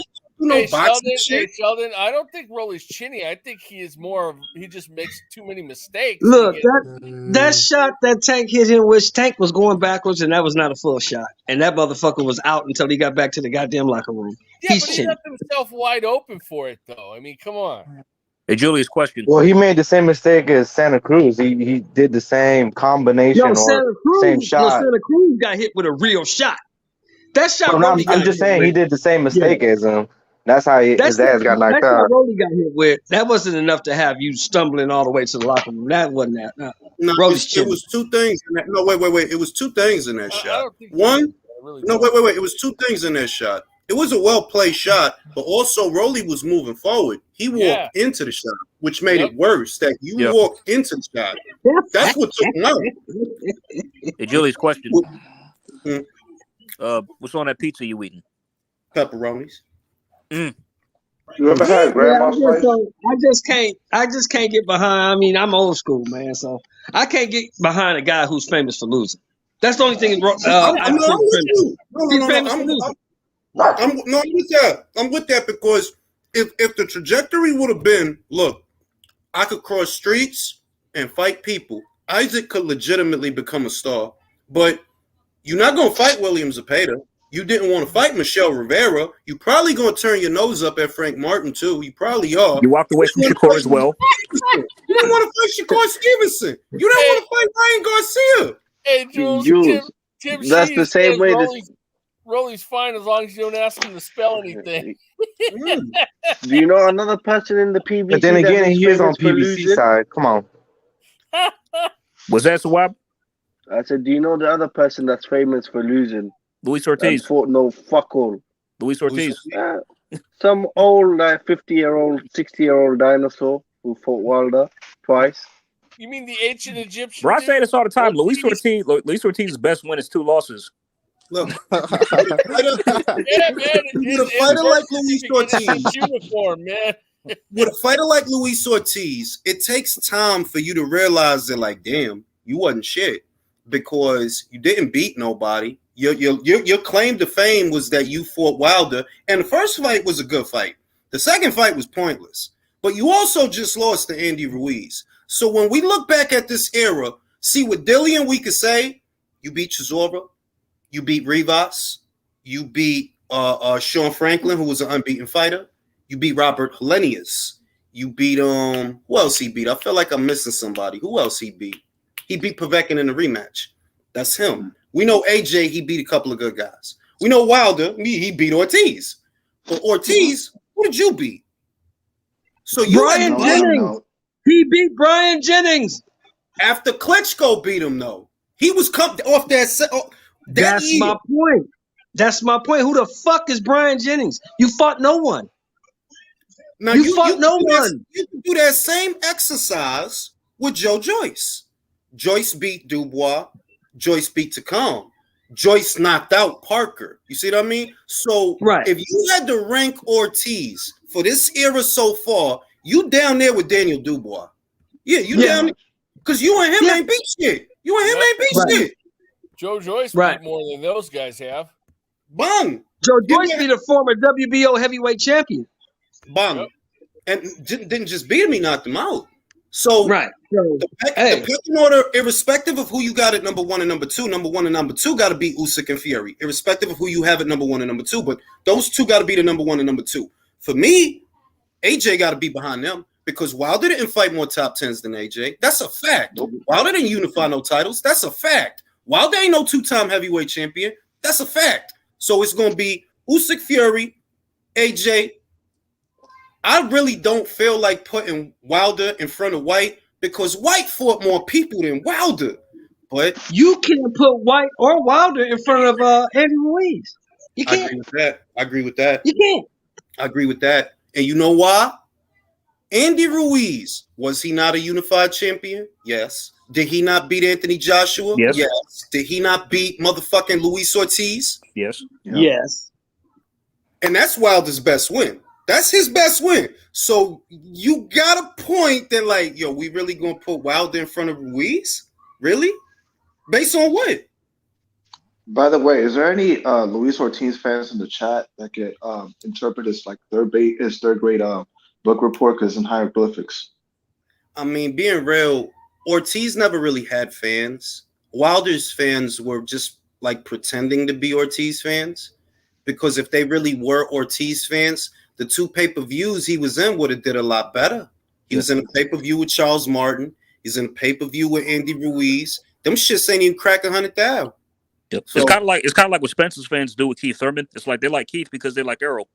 Bung. Keith don't have fans. No. Keith has one fan.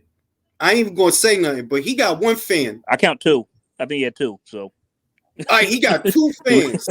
He got 2 fans that I know of. But other than that, people don't fuck with Keith Thurman because how could they? You don't even be fighting. You fought Barrios and that was it the whole year. How could you have fans? How? You don't fight. And then before that, you didn't fight in 2 years. You don't have fans, all right? What you got is Spence. But if that fight comes off, Jules, if that fight comes off and they make it, they're going to make this guy out to be a world beater. Oh, yes. It, bro. Oh, yeah. You know, I can identify the only 2 fans that he has. They gonna talk all about the Sean Porter fight from damn near 7 years ago. They gonna talk all about the Danny Garcia fight from 5-6 years ago. That's what they gonna talk about. They're still saying he's top 10 heavyweight, welterweight, top 5 welterweight. And I'm telling you, that's impossible, bro. It's like you can't rank him as top 10 when. Oh wait, all right. When's the last time you beat a top 10 welterweight? When was that? 1 fight in 3 years. That's a retired fighter. I think the last time he beat a top 10 welterweight was the Danny Garcia fight. Yeah, he was a champion. He was a champion like himself. Wasn't it Josecito Lopez? Yo, Jules. Was Josecito Lopez ranked? Was he ranked? That's what I'm saying. I don't think he was. Yeah, Jules, you literally hold on, Jules. You said out of your own mouth that Keith only has 2 fans? Yeah. Well, let me introduce him to them. Let me show them real quick. All right, I got you. Hold up. Drew says Keith has a YouTube. These are his 2 fans. Hey, Jules. Drew says Keith has a YouTube channel that rhymes with lunch skunk. Yo, I ain't doing that shit, bro. Don't be starting no shit. I'm just saying he got 2 fans that I know of. Other than that, I don't really like the only people I see hyping up Keith. Only people I see hyping up Keith is the same people that hype up Spence. In reality, I think it's been about 5 to 6 years since Keith beat a top 10 welterweight. It's been about 5 or 6 years. And you can't be a top 10 welterweight here today if that's the last time you beat a top 10 welterweight. No, Jules, let me rephrase that. You can't be a top 10 welterweight when your last fight was a guy you dragged up from 140 who was coming off a knockout loss and going the distance and couldn't even drop. Bang. You ain't no top 10 welterweight. He could be a top 15. He could be a top 15. He can't be a top 10. Nah. Well, why is he? If he can't be that, why is he ranked number 1 in the WBC? Chicanery. You know why, Sheldon? Come on now. You know why? Chicanery. You know why? He got a fat envelope. That envelope. You know what? If he gets hit with a good body shot, he's gonna fold like a freaking lawn chair, man. Yeah. Here's another question though. How confident are we that Spence knocks him out? No, he 12. You know what? Not confident at all. Spence ain't knocked nobody out in a minute. I was thinking about it. Look, he stopped Ugas, right? That wasn't real, bro. The doctor stopped Ugas. He didn't stop Ugas. The same way they say Kenny Porter stopped the fight, it wasn't the ref. The doctor stopped Ugas. The more and more I think about it, that fight honestly might go the distance. I mean, because you know what Thurman's shit is his legs. You know what I mean? That he can move around, that he move lateral. That's his shit, that he move around. And I'm not gonna lie to y'all, a couple of years ago, I felt, but this is before Crawford moved up. I did feel that like on Thurman's movement, that he not gonna sit still and he not gonna sit in the pocket with Errol. I did feel at least a couple of years ago, not now, but a couple of years ago, he gave him a problem. A couple of years ago. I don't know about now. A couple of years ago, I thought that. I don't know what happens today. Yeah. Now, I definitely say Errol's going to beat him. I don't know about knocking him out, but he'll beat him. Yeah. I agree with that. He'll win, but I'm not sure if he stops him. That's what I'm saying. I can see it going the distance this time. Second question. What does Errol do after that? Move up. Yeah, that's what I think. That's what I think. Up. That's what I think. I think he's gonna move up, and I think he's gonna fight Fundora. I've said that before. I think as soon as he gets up there, he'll fight Fundora for the WBC interim, so he could walk into a vacant belt. That's what I think. Bung. Does he beat Fundora? Question. Yeah. You think he beats Fundora? Yeah, he's limited. He's limited, but he young, fresh, and tall. And that's his problem. The tall part is his problem because he's gonna leave his body exposed, and Errol gonna beat him to the body, slow him down, probably stop. Yeah, he's gonna beat what he did to Lubin, though. You see what he did to, and Lubin is a southpaw, just like Errol, so he ain't gonna be in unfamiliar territory. Yeah, I get it, but honestly, I mean, you know, I'm not the biggest Errol fan. I'm probably the smallest Errol fan, to be honest. Keeping it all the way live. But Errol's a better fighter than Lubin. I think I think Errol's boxing. Let me say this. His boxing is better in terms of technique, but physically, I really don't know what that man has left. I really don't. On this kind of schedule, bro, you fought once the whole last year, bro. Yeah. The last 2 years. And he's not even taking care of himself outside of the ring as well. And he whatever the fuck it is he's taking, because he is taking something. I don't know what it is. Well, he's going to Dubai. He is going to Dubai. Baby. Hey, you can't afford it, bro. Too expensive. It's expensive out there, man. They got oil money out there. But me, bro. Listen, man. Yeah, I've been saying that for the last year, that you keep pumping this guy up and thinking this guy's this and that. I mean, let's be honest, bro. He fought Ugas. Bro, you don't think you don't think Sebastian could get him? You don't think that might be a misstep or a mistake? I don't know. They're not going to put him in for Sebastian right away. Because Sebastian doesn't use his attributes. He's going to come down to Spence's level. He's going to fight Spence where Spence wants to fight. You telling the story that I'm telling, and what I'm saying is this. If it's you and him in the phone booth, while you going to be able to get off your punches, he is young and fresh. You are not. You've been fighting. You haven't been fighting. I think they'll give him Tony Harrison first before Fundora. As a break-in fight to 154. Well, I just watched Fundora live, man, and I don't care what people say, what the commentator said. I was there in Carson at the fight. You struggle with that dude. You struggle with Ocampo. You struggle. I agree. You struggle with that dude, man. You're not what they say you are. You had a good night against a guy who fought your fight. I'll give you that. You had a great night against a guy who got hit with the same punch 150 times in a row. And I'm not making excuses for Fundora, so I don't want what I'm about to say to be interpreted as that. But what I noticed about that fight that is not characteristic of a Fundora fight is in the first couple of rounds, he tried to box. He didn't do his normal Fundora leaning on you shit. He tried to box, tried to use his jab. And once again, I'm not making excuses because I agree. He's limited. That's why you doing that shit, because you're limited and you need to work on it. Right. With Errol, the dichotomy is, who do you trust in the pocket? Because that's where the fight going to be. They ain't going to be boxing. They going to be in the pocket. And I keep thinking, if he hit Errol the same kind of shit he hit Lubin with, I don't know if Errol could take it. Right. I think Errol's boxing is better than Fundora's boxing, but physically, I really don't know where you at. Exactly. I agree 100%. It's just that Errol has been proven a little more than Fundora. I mean, you beat Lubin. I like that. But you struggled against Ocampo. I can't get that out of my head. You struggled against this dude, and this dude is not very good. He's that's not even the only dude he struggled with. He struggled with Sergio Garcia. Garcia. Yeah, exactly. These guys ain't that good, so it's hard to trust a guy like that. You know, you get in there, the lights are bright. There's going to be more than 1,200 people at the fight. You know what I mean? But he did also. Spence also struggled a little bit with Ugas, so I feel like he got hurt, man, and he was did. hurt, man. He was hurt. Yeah, he did get hurt against Ugas. Three times by my count. If if Lugas can't hurt you, Fundoria can't hurt you? Yeah, Fundora can finish you. Let's go to Drew and Cali. Drew, Fundora, El Spenso. What happens? The same thing that happens when Sheldon thought Zerto was going to style on Bivol. It's not going to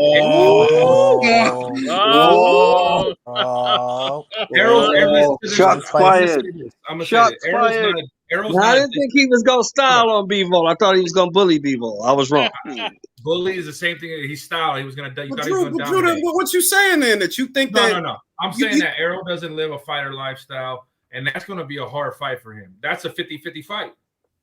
You wouldn't pick. That is 50-50. All right. Y'all need to stop playing. Who riding the fence? And who picking Fundora? I know somebody in here. I'll go out on a limb. I'll say Fundora loses a controversial decision. Who picking Fundoria? I'm picking Fundora to win, but I'm picking the PBC card to take over, and Errol get a fucking a controversial. I'm telling y'all, who picking Fundora to knock him out? Nobody. Yeah, nobody's gonna take that. I'll take him. I'll take him. I'll take him. It's 50-50 for me. When he did the Lubin face, it's 50-50. I'll take him. I think this is what I think their rationale is. They put him with Ocampo for a reason. They wanted a litmus test. I believe, and I've said this in many lives, I believe somewhere in the PBC offices, there's a white dry erase board that maps out the next year or year and a half. And I believe that in there, they already know it's Thurman Fundora. Ain't gonna be no Crawford fight. It's Thurman Fundora. In their mind, they made that Ocampo fight because they knew they were gonna put Spence in there with Fundora. They need an acid test to see, okay, well, Spence knocked this motherfucker out in the round. Fundora went the distance with him. They telling theyself, oh, Spence could beat him because of Fundora, because of Ocampo. Not realizing that is a triangle theory, my man. Them shits don't work. No, not always. Not always. If you telling yourself that Spence stands a chance with Fundora based on Ocampo, that's not how that boxing shit work. It might be the opposite. That is a fact, Julius. That is a fact. You are absolutely right. Look, motherfucking Muhammad Ali fought Joe Frazier for 15 rounds the first time. Joe Frazier couldn't make it out the second with George Foreman. Ali finished. Ali knocked his ass out. Exactly. Exactly. It's triangle theories don't work. And if what they telling themselves is, okay, let's put him in there with Ocampo. We see how we do. And based on how we do the Spence fight. Because Fundora can afford to lose. He's young. They telling themselves that because it's all about the cash cow for them, which is Spence. Right. By the way, Jules, could I name another? Go ahead. Let's see. Tommy Hearns knocks out Roberto Duran. Iran Barkley knocks out Tommy Hearns. Duran beats Barkley. Mm-hmm. Yeah, I mean, you can go with you can also go with George Foreman destroys Ken Norton. Mm-hmm. Ali never, ever really beat Ken Norton. Nope. That's what they say. That's what they say. Yep. They say. I watched all 3 fights. He never won one of them. Kelly Pavlik, Jermaine Taylor, Bernard Hopkins. Boom. Trying Shane Mosley, Ricardo Mayorga, Vernon Forrest. To Same thing. Duran theory, Duran also went 15 with Hagler, and Hagler knocked out Hearns. Bang. Boom. Same thing.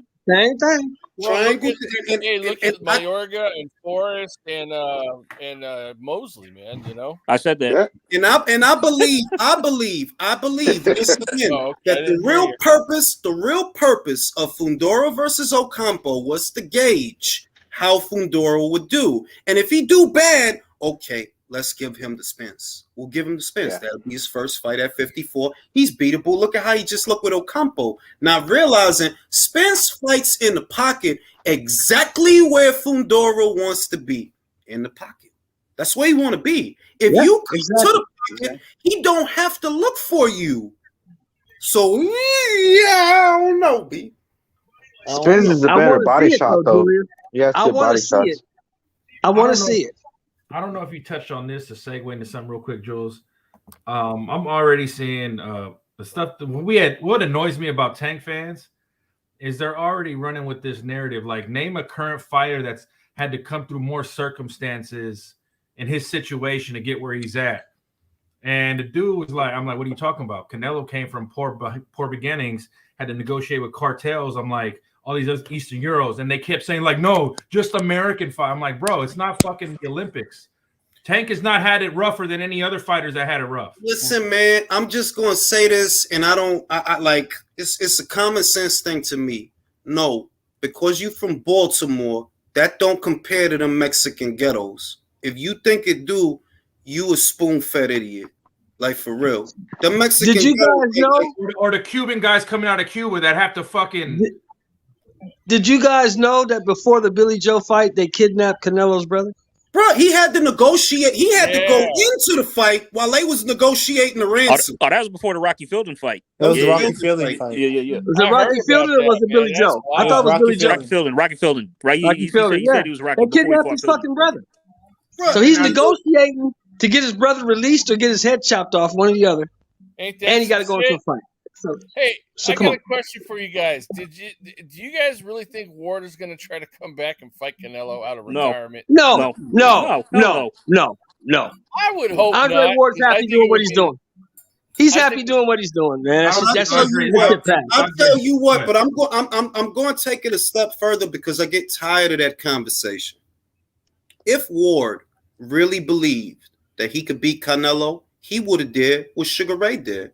Sugar Ray thought, I could beat Hagler now. So what he did, he came back. It was a couple of years. He hadn't fought in a couple of years, but he thought he could win, so he came back. Now, if you really think Canelo's in decline, if you really think he's slipping, come on back. Right. Now, I'll add to that, Jules. It's too late now because that before Bivol beat him. You come back and you avoid the top guy at the division for a guy that he already beat convincingly. What does that say? No, but this is what I'm saying.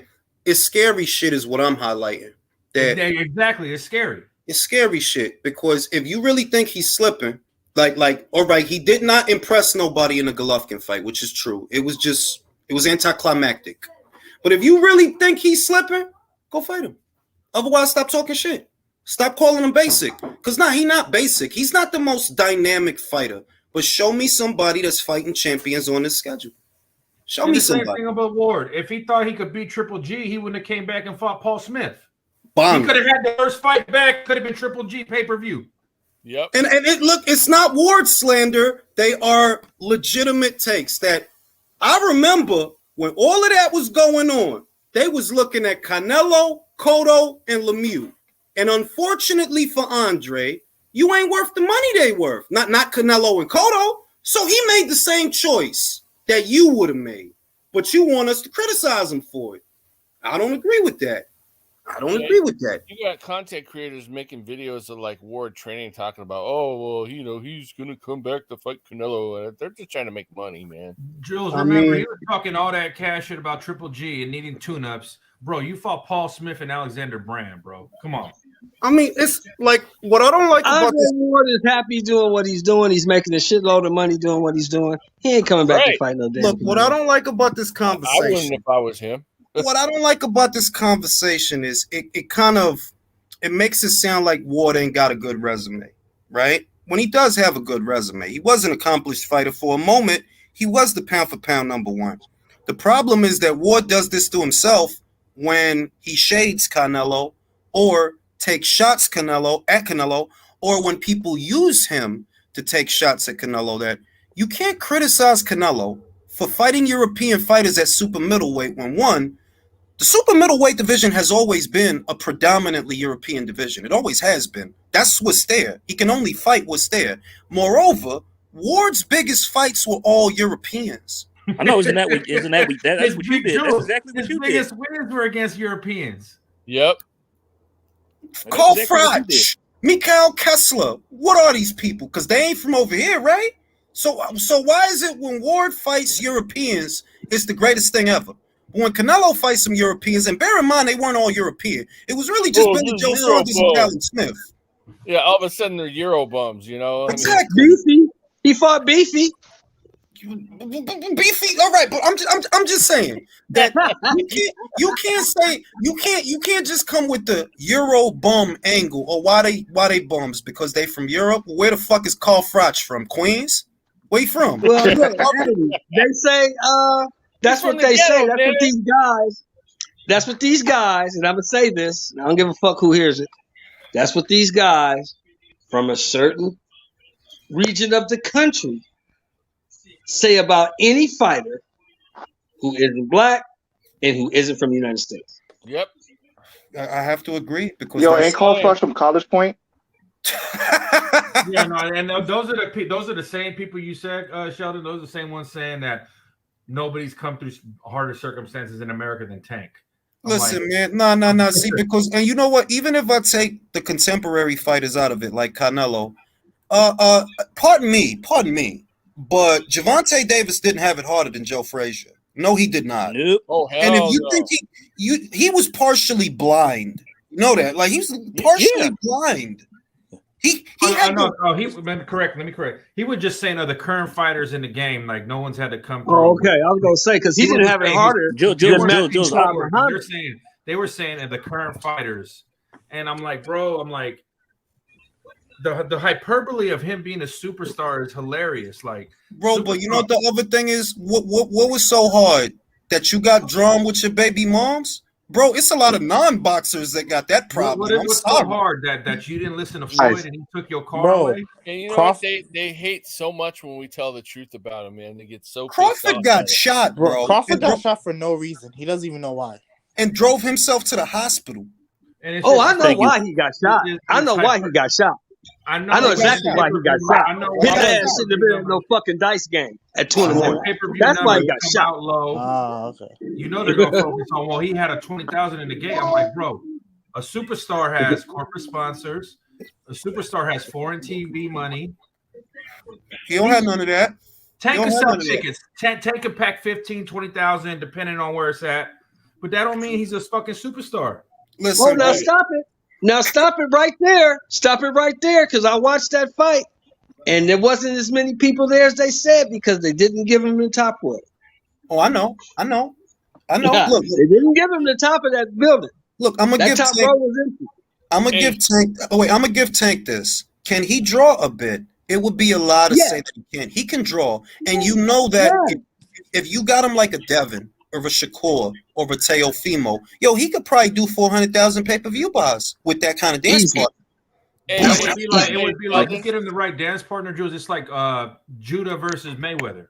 It'll sell. Hey, Sheldon, I wish you could have been here the day that guy came up and said Tank was better than Roberto Duran. Yeah. That was Jules about I'm gonna give you one better. I'm gonna give you one better. I'm gonna give you one better. Back at the guy that I saw fight, Boom Boom Mancini, he beats Tank. Bro, Bobby Chacon beats Tank, bro. Bobby Chacon. Yes. I don't compare. Like really, 15-round fighters to me is a different animal to what we're looking at today. And it's probably only 2-3 fighters is the max that I think could go 15 rounds. Yeah. I think one is Tyson Fury, one is Terrence Crawford, one is Alexander Usyk, and that's it. Yeah, I was gonna say Usyk can go 15. I'd add Nui and Chocolatito to that too. Think what he knew. I don't know if Chocolatito can do it at this age. Well, now I'm saying at his height he could. What division? It's not Superfly. Yeah. Not Superfly. If you tell me Fly or like Fly, I'm with you. He was at his best there, but not Superfly. He could do 15. But like you said, Joe, I was just watching earlier the Rocky Marciano, Joe Walcott, 15 rounds, and Marciano's getting fucked up the whole fight till the 13th. Yeah, I saw that. Yeah. I say it all the time. He lost them every round. Exactly. Listen. Joe Louis, Billy Conn. If that was a modern day fight, Billy Conn would have become the heavyweight champion of the world. Yeah, but he would have beat him. He'd have beat him because he was up going into the 13th. But what happened in the 13th? Right. Got knocked out. If Duran Hagler was now, Duran wins. Dude, you want to hear something ridiculous? Somebody posted a picture in a boxing group of Inouye versus Tank, and I'm like, no freaking way, man. Because It's look another 126 or something. Like, another angle of that. Another angle of that. As much as they like to say that they hate channels like this one that may be like Inui and aren't big on Tank, right? As much as they like to say that, they resent the fact that we praise Inui, but we don't praise Tank. They want that. That's why the fuck they attack a channel like this one. Like, bro, I'm sorry. Inui is fighting champions, and he really making it look easy. Because I ain't seen him in a hard fight since the first Donaire fight. Yep. Now, let me say this though. I did see something Saturday night from Tank. Tank does have another gear. He has another gear. I ain't gonna lie. I seen it too, Show. I seen it too. He has another gear. Now, I don't know if this guy on the 15th that he's going to fight, supposedly, I don't know if that guy can match that. Because when Tank goes into that other gear, it gets nasty. Let me tell you what I saw. Let me tell you what I saw, Sean. You go first. Let me tell you what I saw. And I'm not going front. I seen it. He seen he couldn't win the battle with the jabs because he's too far on the outside and he little. He can't touch him with his arm. So he switched it. He like, nah, I ain't even going to throw. I'm going to change levels. I'm going to slip. And then I'm going to throw. Right? He got close to him first. Instead of jabbing his way in, he got close to him first and forced him to throw. And I said it in the video I did right after that. If he do that to Ryan, I don't think Ryan's safe. If he's like, stop jabbing with him. You can't match his jab because he's taller, longer, and fast. Maybe he's not faster than you. Maybe he is faster than you. But stop jabbing with him because you can't hit him from the outside. If he get on his, okay, I'm not going to do that. I'm going to change levels, and I'm going to slip, and I'm going to creep in. I don't know if Ryan could, like, I really don't think Ryan can fight him on the inside. No. It's like this. Tank has other levels when the guys he's fighting don't have other levels. True. Because we're talking about Hector Garcia after all. Tank's not gonna have no other level for Shakur or for Devin. I agree. No, but is he fighting Shakur or Devin? No, what I'm saying, it's just the same thing with Fury. Like he looks good, and I agree. That are limited. And I agree. But number one, I'll make 3 points and I'll shut up. Number one, Ryan don't have no other gear. That's my point. He don't. Number one. Number two, Devin or Shakur. I got both of them outboxing Tank. I do. I agree. But if Tank can touch him, they both gone. No. I agree about Devin. That dude hit hard. Devin is gone, but not Shakur. Stop. I'm going to tell you why. Motherfucking Gamboa on one leg with a torn Achilles tendon took the power for 12 before he got him out of there. And if Gamboa could take the power for 12, you're not going to tell me that he just going to touch Shakur and he going to disintegrate. I don't think. Look. I go back to Nakatilla. No. I go back to Nakatilla. Nakatilla is huge. Nakatilla was huge. Don't like it when you get hit. You don't like it. You're not listening though. Go ahead, bro. Is Tank Davis going to touch Shakur the way he touched Santa Cruz or Rolly, where he's just not looking at it? No. So I don't think so. I've seen. I don't think so. I've seen. But I don't know. Punch coming and get touched. It didn't. I don't know. If he can get inside, like Julius said, if he can work his way inside and catch anybody at 135, I said Ryan has the power to knock out anybody at 135. Wait, anybody. Wait. I said Ryan for a reason. Ryan on the inside got the baby gazelle legs. He don't know where he put his feet at. He don't know. Right. That's not Shakur. Right. That's not Shakur. Right. He will get to the body. If you try to get inside, he will literally get to the side of you. And because he's a southpaw, you don't have no advantage. Like, you actually have an advantage over Tank. Y'all using different lead hands. I mean, an advantage over Ryan. You using different lead hands. You don't have that advantage over Shakur. You don't have that. So when if he feel like getting to the side of you because he taller, longer, younger, fresher, he not punch drunk, and he fuck around might be faster than you too. He fuck around might be. I think I say it all the time. He'll beat him easy. He'll make it look like, yo, you don't belong in here with me. Wow. That's how I feel. You don't belong in here with me. My whole thing with Ryan and Tank is this. This guy's a fucking superstar, but fucking Hector Garcia.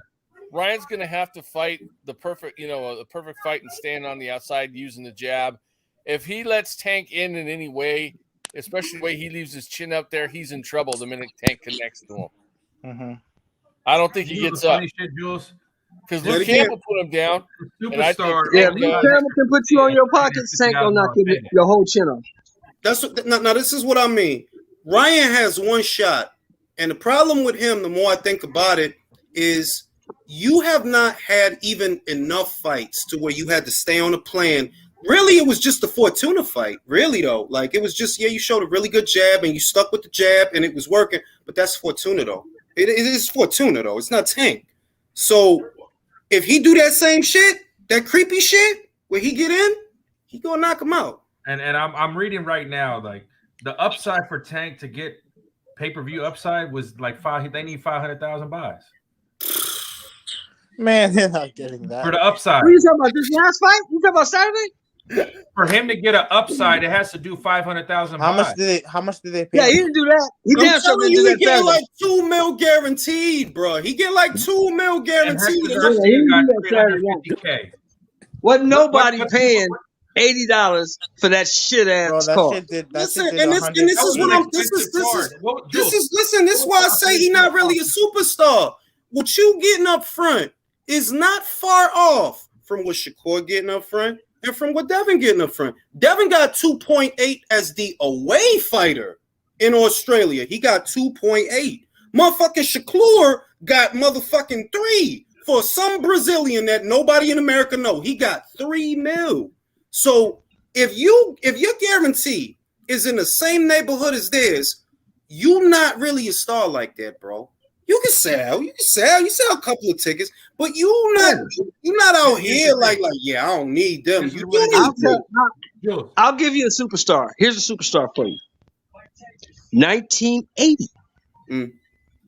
Roberto Duran's guarantee for the Leonard fight was 1.5.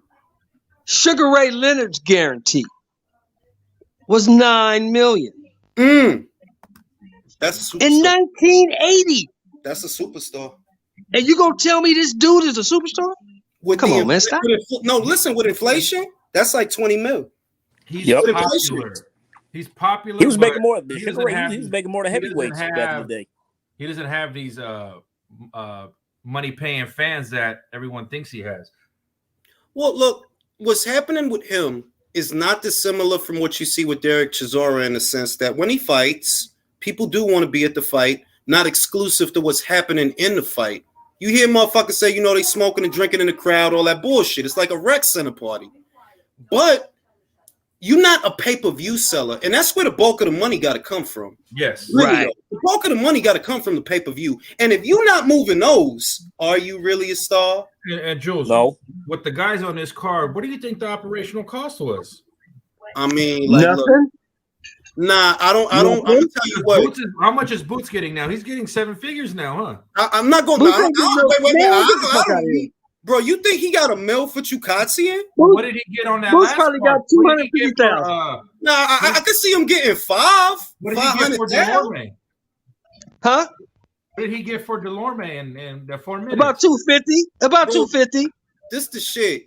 You know they don't have the money to give him those 7 figures for no Delorme's Lipignet. Like, no, bro. They don't got money to be. I think he probably got like maybe 500, 700,000. If that. If that. Why you think the top dogs, bro, ain't looking at Boots? Ain't no money in it. No money in it. There's no and what? And the other thing is the network is not putting no money in it. Remember that they offered Rashidi to fight, and it wasn't enough money. So if it would have been some real money on it, maybe he would have did it. But they not spending money on Boots fights like that. Where you live, D? Say it again. Where do you live, bro? Who, me? Yeah, you live in New York. I know you live in New York. Oh, no, okay, no. New York. I'm in VA. I'm in VA. Oh, you're in Virginia. Okay, you're in Virginia.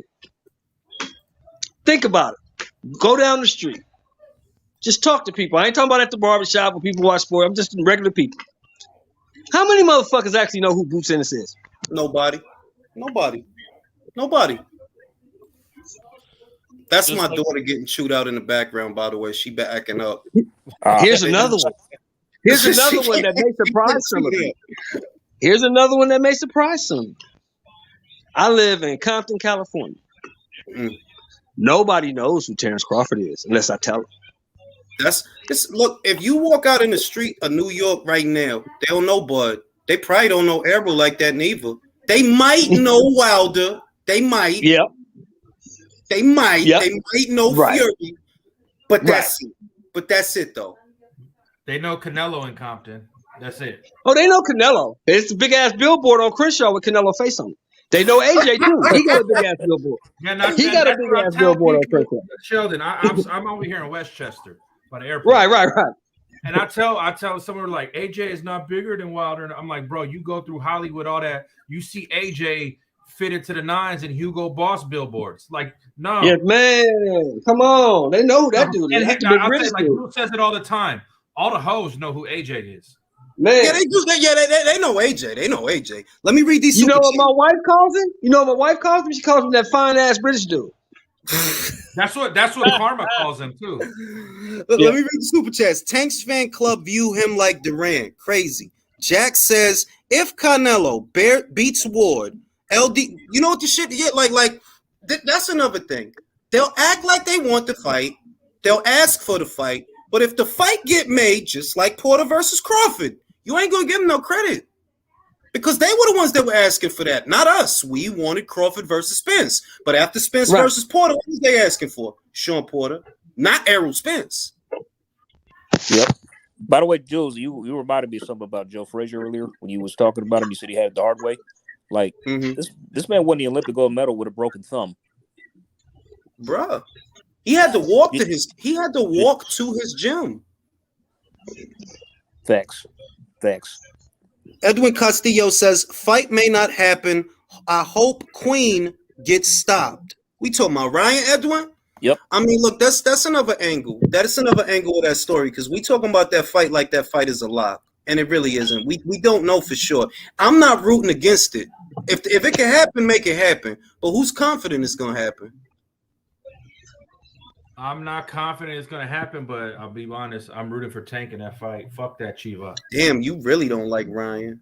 Fuck that fucking. No. But here's the thing, though. You really don't like the elephant in the room. I didn't like Here's Ryan. the elephant in the room that nobody wants to address.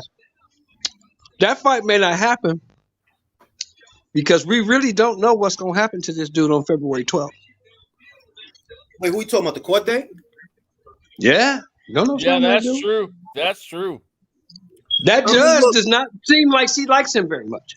I'll just say that look at how quick shit got sold up with the domestic shit, right? It got sold up real quick, and that shit was bad too. Like you already got. Well, you gotta understand something that's different with that. When you get any time you get took to jail and they give you a $1,000 bail, that means they know that the charge is bullshit. That's a fair point. That is a fair, and they know that. So is he gonna go to jail? This right here on the 12th was set for trial. Yes. When a plea deal was in place, they gave it to the judge and she said, no, get this bullshit out of here. If it doesn't contain jail time, I don't want to see it. That's true. I read that. It's a new DA that is there now too with the judge. Do you think that Ryan is operating under the assumption that perhaps this fight won't happen? So he talking big talk? Probably. Yes. Like, I mean, that's why he's talking shit about Regis because he knows he'll never fight him. But it's back. But see, that's the thing. If you talking shit to Regis on the premise that you gonna fight Javante, I actually understand. Like, I get it. Like, well, I'm about to be in a big fight anyway. So if I fight Tank and I don't fight you, ain't nobody gonna be mad at me. But if you ain't even gonna fight Tank and you talking shit to Regis, if you don't fight Tank, you know what people gonna ask you to do? Yep. They're gonna ask you to fight Regis. He won't though. And Regis gonna smoke you. Exactly. He not gonna fight Regis though. Like he ain't dumb. He ain't dumb. That is a high risk, low reward, bro. To get put in the hospital. Yeah, Regis sent you to the hospital, man. Has anybody heard anything from Jose Cepeda since the fight? Nope. Fuck. Ain't go hear from him. You ain't go hear from him. Took that ass whooping like a man. Yeah, he's gonna sit in his house with a shades drawn for a year. If you had to choose where Regis goes, where would you prefer? Black Prime or PBC? Black Prime. Black Prime. If he go to Black Prime, who he gonna fight? The winner of Broner Red Catch. You really want to see him fight Broner? Yeah, so he can knock him out. No, I'm gonna tell you who's gonna fight next. I'm gonna tell you who he's gonna fight next, no matter where he goes. Who you gonna fight? He's gonna fight next the winner of Matias and Ponce. That's PBC. That's a good fight. That's PBC. That's PBC, bro. I wouldn't want him to go to PBC because he'll end up fighting once a year and get like all messed up, man. That's my issue. That the PB look. If I here's the thing though. Wait. Let me finish this. Here's the thing though. PBC, Matias is a PBC fighter. Mm-hmm. Matias beats Ponce, wins the belt. Mm-hmm. Him and Regis want to unify. Mm-hmm. PBC ain't gonna really have a problem letting Matias go to Black Prime because number one, nobody knows who the fuck he is. And number two, he don't cost much. I disagree. They not going to send one of their belt holders. If it was Joe Blow, they not going to send one of their belt holders to another platform. They not going to do think so? I don't think so. I don't think so. Even a cheap one? Listen, what might happen, let's say Matias win, they put Puello in there with Gary Antoine Russell. Gary Antoine Russell win the fight. Gary Antoine Russell versus Matias. Yeah, that's a good one too. I take it. If they could do it in a timely fashion, I'll take it. But here's another scenario for you. Matias wins. He wants to go fight Regis to unify. His handlers say no. I'll tell you why it won't happen. The fight go to purse bid. I'll tell you what, no, because it ain't gonna be no purse bid. They champions. It ain't gonna be no purse bid. They both champions. No bid. And the problem with Regis is it ain't no money behind you to bring nobody over. There's no money behind you. All you got is Probellum. Probellum is useless. But you got Richard Schaefer, who has relationships with everybody. All right, on that premise, the only way that fight happens is if the PBC bankrolls it. And Regis has turned their back on them more than once. Well, or once already, I should say. What money does the PBC actually have to bankroll anything at this point? Exactly. I mean, shit. And why can't Regis not going? Regis not going. The other thing is Regis. Go ahead. Regis not gonna fight that dude for no peanuts, bro. But this is what I'm saying. He's not gonna fight that dude for no peanuts. Nope. But why is it so far fetched that a platform that now we know they got a little cheese over there, Black Prime? We know that. They've shown you that. Why can't they foot the bill for the fight? Because when Porter Gary Crawford, wait. Porter fought Crawford, PBC didn't want shit to do with it. They didn't even bid on the fucking fight. I'm gonna tell you why. They offered Gary motherfucking Russell $1 million to unify with Josh Warrington. Did Gary take the money? No, he didn't. He didn't take, and you know Gary don't even fight, but he didn't. Right. This is when Gary still had his belt and Josh still had his belt. Eddie Hearn offered him $1 million. He said no. So I'm like, bro, they not going to send no champion to no other platform, even if it's a champion that don't nobody know. They would sooner feed.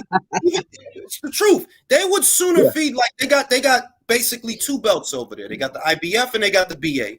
And I'm telling you, they sooner feed Puello, the WBA champion that nobody knows.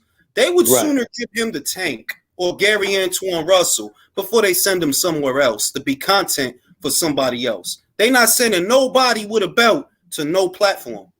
So what you saying is, what you telling me is, if I'm correct, we just gonna have to go fight by fight with the PBC to get any of those fights. Yeah, pretty much. I mean, and that's if they do the fights. The other thing is they got a full plate because the fighters that have been on Fox is going to be fighting on Showtime now. Fox is out the game, basically. Right. So They out the game. That's more of a strain on your budget. That's more of a strain that you got all these other guys like to accommodate. Regis, I don't know. I'm not against him unifying titles if they could do it in a timely fashion. But am I holding my breath? No. Well, I'm just saying because Matias is one of my favorite fighters, man. But nobody knows who the fuck that dude is. Nobody. You can't sell that guy. You can't. And nobody knows him. He a Puerto Rican dude too. They should be able to do if they was moving him how they tried to move Berlanga, he would have success because he is a Puerto Rican. But and he can fight. And he can fight. Got a body, bro. Killed the man. Can fight. But look, we barely seen that dude last year. We ain't here like when is he fighting? When? March 18th, I believe.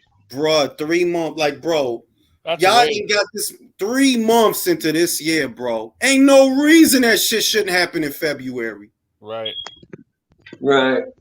Facts.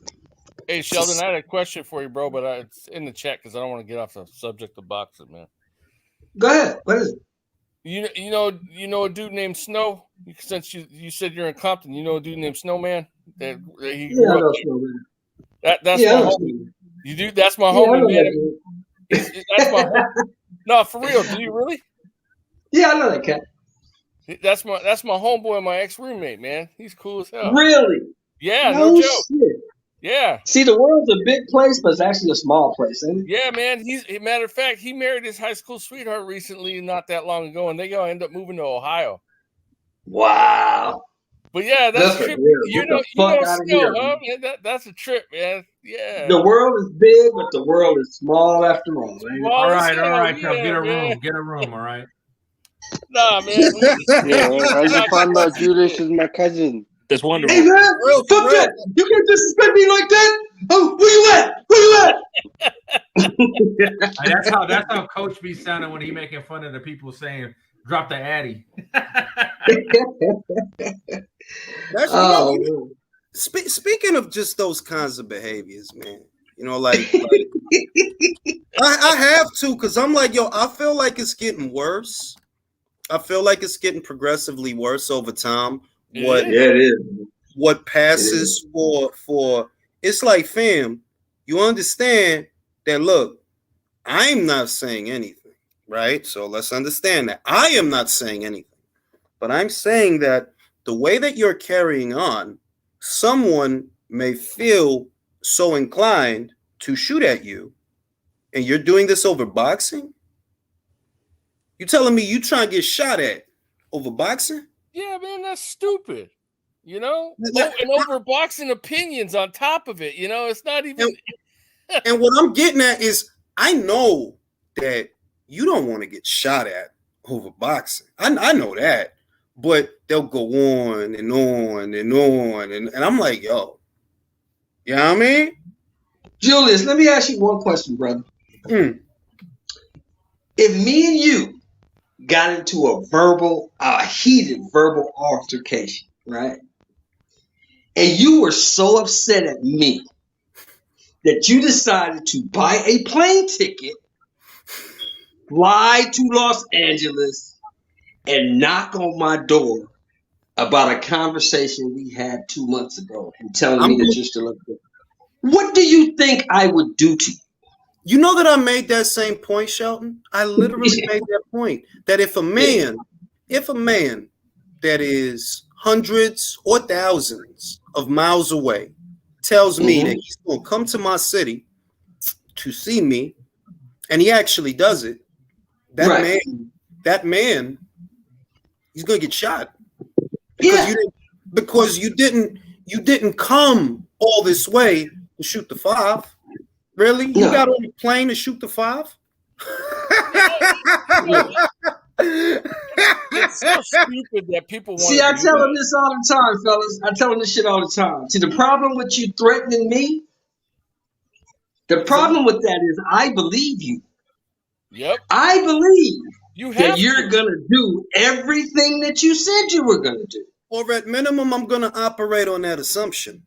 Yeah. Right. So when I see you, I still have that same belief in my head. Yep. So my thought process is, I got to do something to you before you do it to me. Yeah. Because that's what you told me. All I know is there's a range right down the road from me. Yeah, I shoot okay. And I won't say more than that. And it's cartoonish that you telling me that you talking about sports, boxing, and it gets to the point to where either you're pretending that you're going to get on a plane and do something to someone, right? You're pretending, or you're saying that if they ever see you somewhere, they're going to do something to, because this happens a lot. And I'm like, yo, do these guys not realize what they're saying? Because if someone believes them, all these threats that get thrown on the internet back and forth, like, look, just the other day, there was a thing, there's this guy, I think his name is, what's that guy's name on Twitter, man? Young Daniel's dad, right? Perfect example. Young Daniel's dad, a perfect example of what we're talking about. Now, this guy is shaped like a bag of laundry. He don't show you how he look online. He don't show you, right? Because he's shaped like a bag of laundry. Like, he literally looked like Stephen Espinosa's shorter, fatter, uglier brother. That's literally exactly what he looked like. Stephen Espinosa, but fatter. He threatened a guy on Twitter, and the guy just so happened to be at the same fight as him. That was not that long ago. That was just a couple of weeks ago. Oh, I think I remember this. Talking about, Jay. Yeah. Yep, I remember. And when he came up on him, he ain't want to fight. And I feel like that man, who's the father of that child that was with him, you literally putting that child in danger. Yep. Because of how you behave online. That's exactly what you're doing. Because there's people that would relish the opportunity to be where you are. And some of them, they really ain't looking for a fair one. 100%. No. I mean, like people get shot every day, man, for less shit than what the fuck motherfuckers saying online. Yes. Isn't because the Nuggets Jules, when I used to work security, right? And it's like, well, what we would just have to call different facilities, report different alarms. So I do this, right? It's my job. The guy I speak to, he was like some higher up in the company. This man was so rude and disrespectful. It's like after that phone call, I had venom in my. I literally wanted to find this guy. That's how mad I got for how disrespectful he was. And I just said, Lord, pray I don't see this asshole one day in the streets. That's all I got to say. You know, like all that. There's people.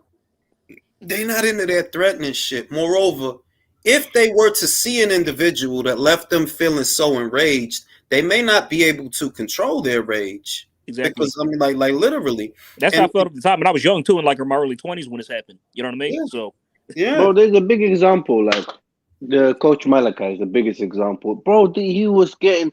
You come to I think where was that fight? Bud Crawford's fight. You come here, you're not gonna leave the arena alive. I'm coming, my boys are gonna come. Yeah, I remember that shit. The gangs is coming. I promise you, I'm a mama. I promise you, you're gonna be dead. I'm gonna kill you. And bro, he's saying it on fucking live internet, and coaches are just laughing his head off. Nah, bro, like, how the fuck can you do that? And what? Coach came back alive, bro. I'll say this. Sometimes I think to myself, because you saying this where it can be screenshotted and recorded, I don't feel that you're serious, but there are people who will operate on the assumption that you are. And one day that you don't like, I really don't understand the mentality. It's sports. It's not even like you know the fucking boxer. Like, do you know do they pay bills in your house? The funny thing is, coach did not even say anything to this guy. He was saying, take Errol Spence, name out your mouth. Do not ever mention him again. He's one of the best boxers ever. This. I was thinking like, bro, just take this guy's dick in your mouth and just shut the fuck up. Jules hit the nail on the head, bro, because see, I don't associate the people I know, the people that are my associates and close friends. None of us deal in threats because the people I know, people in my age group, like I said earlier, if you say you're going to do something to me, I believe you. Yeah, they go because you're not going to say that shit if you're not going to do it. I believe you. So when I see you, I'm going to protect myself because you said you was going to hurt me. Mm-hmm. If you telling me that you would come here, for example, like, look, there was an altercation. Cunty, no, it wasn't even really an altercation. Cunty, you seen the shit. It was in Ring IQ Facebook group. Who said, "Yo, this, that," and I'm like, "All right, I'm good. I'm getting off at 3. I'm gonna be in this parking lot by 4." I went live. This is back when Facebook used to let you. Well, I think it still lets you go live. I think it does. Yeah, it does. No, you can go live. It's live, and I'm like, I'm here. Shout out to Ray Walker. Shout out to Ray Walker from Texas. Ray hit me in the city chat. Yo, he not coming. He worried about the gun. He should be though. He should be. Hey, wasn't that back in 2017 when that happened? 2017, yes, it was. Yep. And it's like, it's cute. It's cute. Like, you saying that shit. See, the dude that was popping shit, God bless him. You know what I mean? Because honestly, I wouldn't even. Come on, B. I'm not like that. But you should have a healthy fear of individuals that are like that. Right. You know, I have an ARM certification. You know that. But you're worse. You're worse than any street dude, Julius. Yeah, and I'm gonna tell you why. You know why? Because you actually got something to lose. Oh, I agree with that sentiment. I agree with that So if it's a choice between me hurting you or you hurting me and taking me away from my family that I got to take care of and support, you in trouble. Yep. And the dude, like, I knew the sucker shit because the dude knew.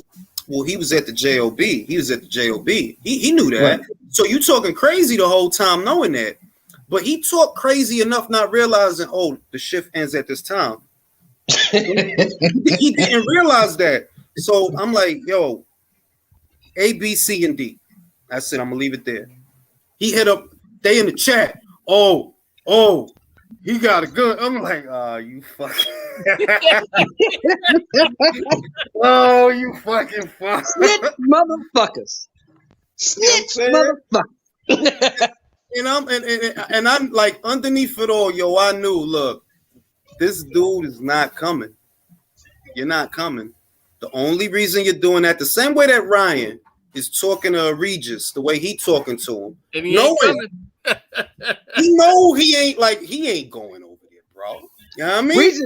Regis is legitimately sending people to the spittle, man. They going to the hospital. Legitimately. They going to the hospital. Yeah, I mean, and I thought about it. I'm like, there's something. I feel like it's like when people say that people act once the cameras start rolling. I feel that social media has that effect to a degree. That a motherfucker just keep going, because to them in their mind, that's the cameras. You see what I mean? That's the cameras to them in their mind. And I'm like, yo, God forbid that somebody take you serious. God forbid. Because hey man, I gotta say this quick. Southpaw found out. Somebody took him serious and shut the fuck out. I mean, I heard they shot him, but they ain't kill him. So who is this? Who is this? It's this dude named Southpaw, bro, and he just that guy, Southpaw 717 is a Chicago guy. Yeah, that guy. He a maniac, man. Yeah, that dude is crazy, bro. I heard they shot him, but he ain't dead. So I mean, they ain't kill him. He was in the hospital on video. I wonder if he really got shot or not. Bro, he did the thing that the other guy did, the same thing. Don't get that Shelton open that shit. The same guy. Hey, look, man, I gotta say this right quick.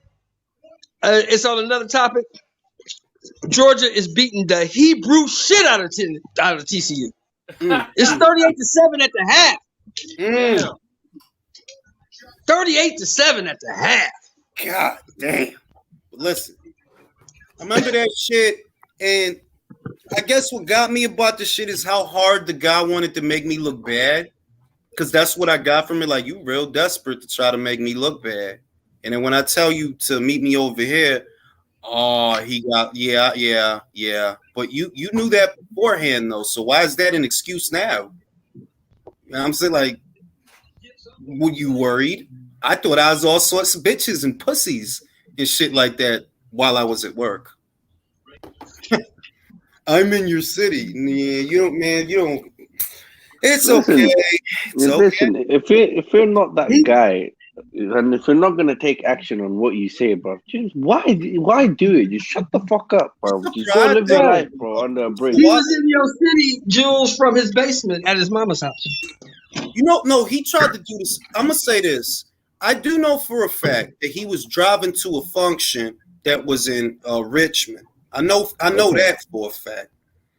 And he thought he could pull the sucker shit to where you're not even in my city. You really driving past my city. But you're going to take that as an opportunity to try to talk shit. Because you know I'm at work and it ain't like I could just dip out and leave. Oh, because he's in my city and we got to go shoot this 5. You know what I mean? Like, this ain't a cartoon, my guy. I'm at work. But you know I'm at work. Talking shit. But he didn't know when I was going to get off. So I get off while you're still talking shit. Like, yo, meet me over here. I'm off. Meet me over here. I'm off. You said you still here. You said you still here. I go to the shit. I stand out there for like an hour live. I'm like, I told y'all he wasn't gonna come. Like, all that shit is fake, bro. Like, internet shit is fake, man. Like, all that threat. And the other thing is, you really shouldn't threaten people online because you're actually breaking the law. And you're incriminating yourself on top of it. You leave evidence. Exactly, bro. You know, the guy could get arrested. A threat is a form of assault. If I say country, I'm gonna whoop your ass. You know what I mean? That's assault. He's saying that is assault. Look at that dude from the I guess it was from the Bronx or wherever, and he was threatening Coach Malachi, and he like left his name. And I'm like going, oh my god, you know, if Coach wanted, he could really fuck up his life, but he just knows that he's probably a little kid. The funny shit would be if he got the rage and he hulked out and he murked one of them dudes, right? Yo, when you die, they gonna be like, yo, wait. When you die, they gonna be like, yo, this motherfucker really died because of boxing talk. Exactly.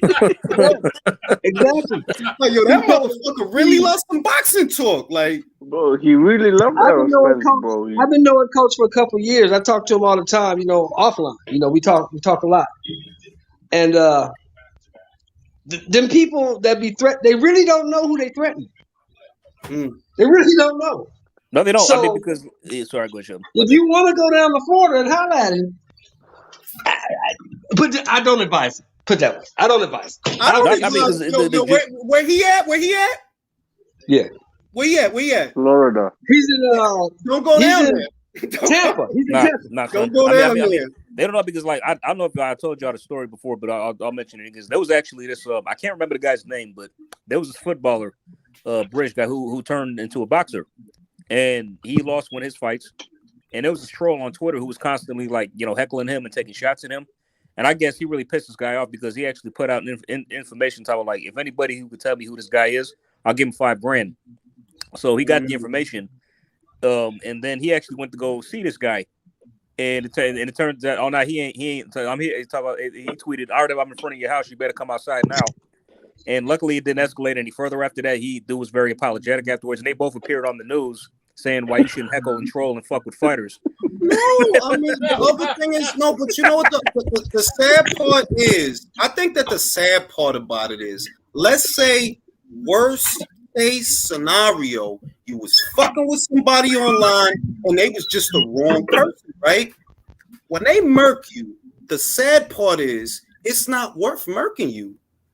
You just escaping online and behaving that way. You're not the kind of person that need to get murked, but it could happen to you because of the way you carrying on. They're like, fam, and all jokes aside, if the shit you doing, like, you really down to get murked over trolling? Bro, if you really want to hurt your family, bro, your mom, your dad, if you got wives or fucking children, bro. Because it's instances where people do get found. Like, I've read it. There's instances where people get found out, bro. It does happen. It doesn't happen as often as it should, because if it did, then people wouldn't do it. But it does happen.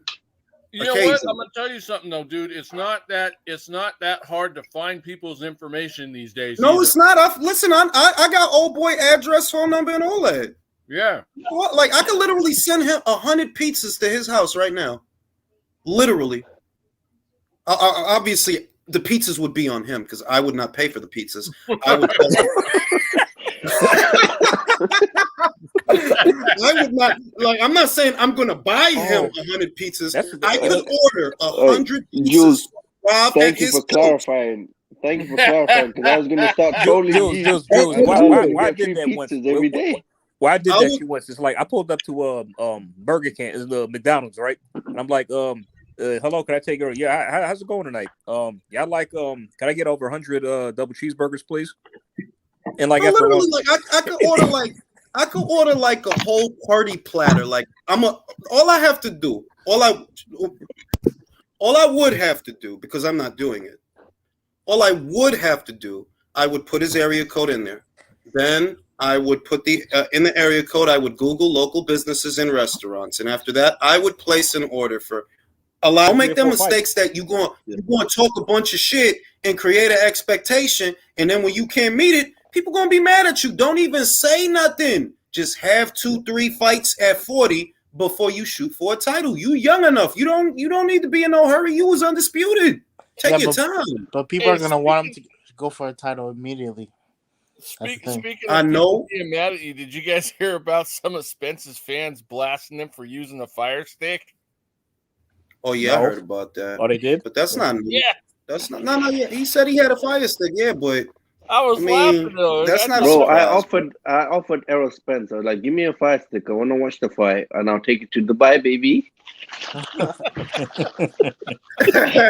think it's funny that people are bagging on him about. Somebody literally, listen. Sawab, was that you that literally tagged him? Like, Spence, can I borrow your fire stick?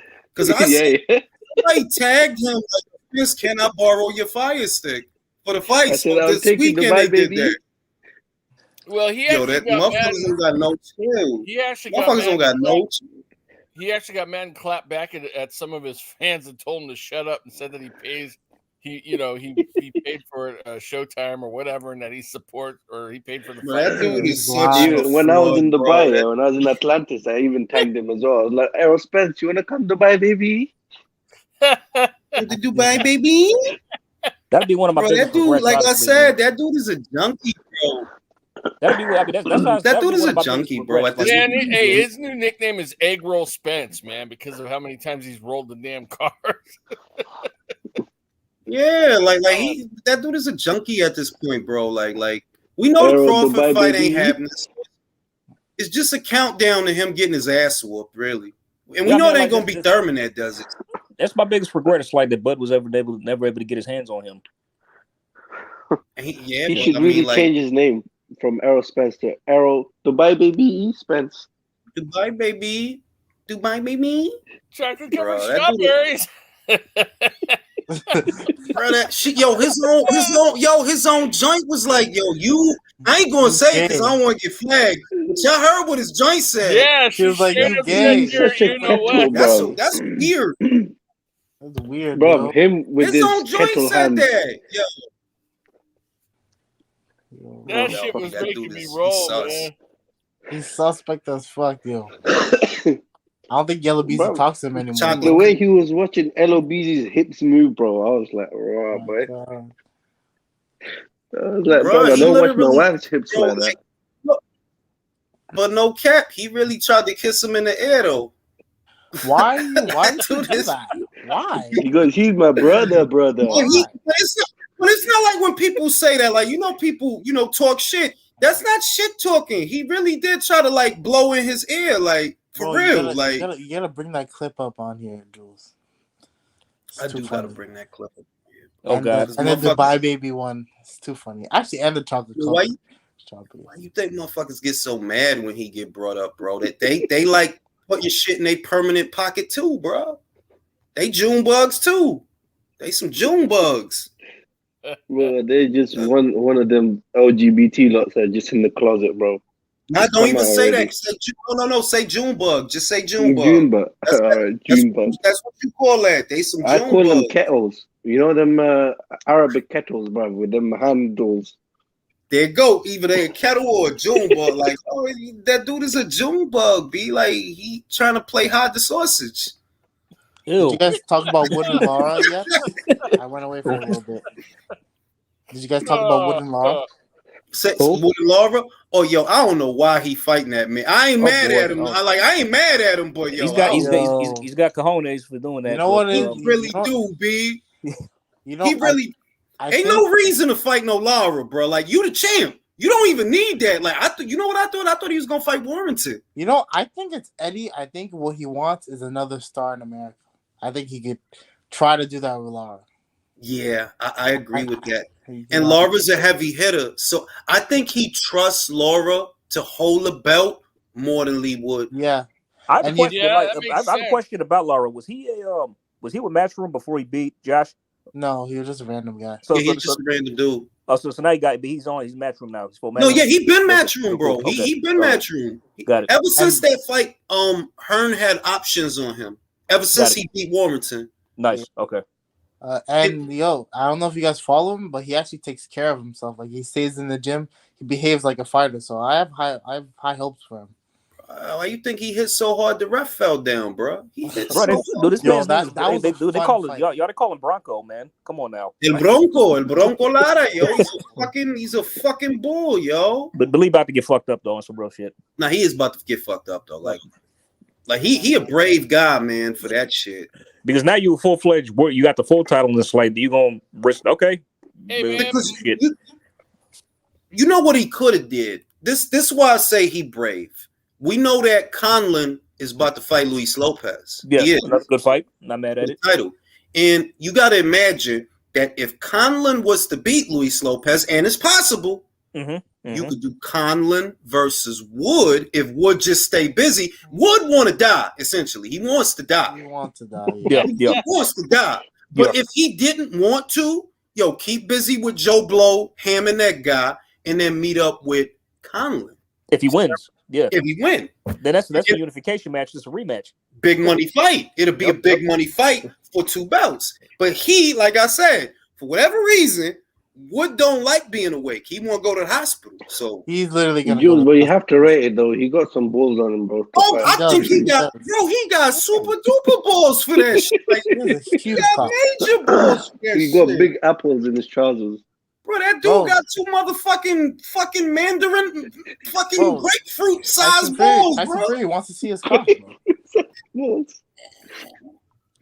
Hey, Jules, Moss says he's enlisting from the hospital in Australia waiting on surgery. If that's true, I hope everything goes well for him, man. Pray for more, bro. Y'all pray for more. Pray the surgery go well.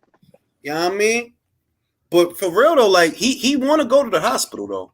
That I cannot, from a business standpoint, I have always thought that fight is a terrible idea, bro. Wood could sell tickets. Shit, like he got fights he can have. You could fight Josh Warrington on the rebound, and you could literally make money with that fight.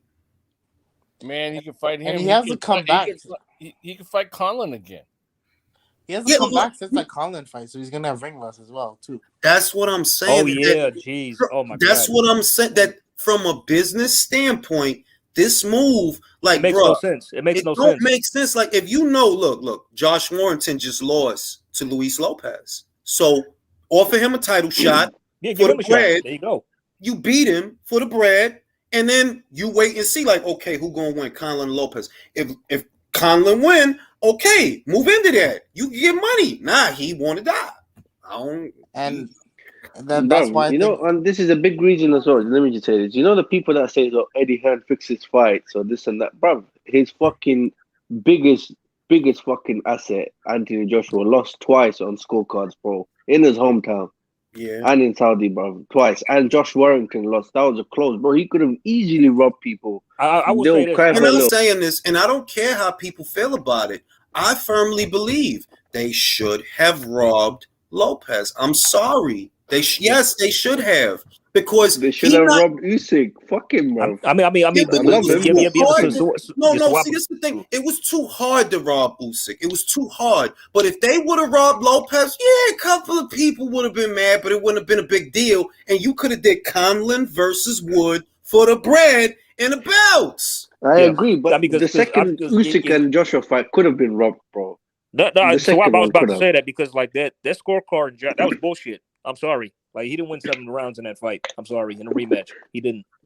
But now you can have Lara versus Lopez in America. Yeah, but all right, I'm gonna put it to you this way. One, you saying Lara versus Lopez. First and foremost, that's assuming Lopez don't get beat. Who does he fight next? He's fighting Conlon in Belfast. Oh, yes. They will. I'm just telling, and I fuck with it. I like it. If they got to rob his ass, they will, and I like it. Yes, motherfucker, you need to make it decisive or risk getting robbed. I'm sorry, I don't make the rules. Because Conlon could easily outbox this dude. He really could. He could. He could.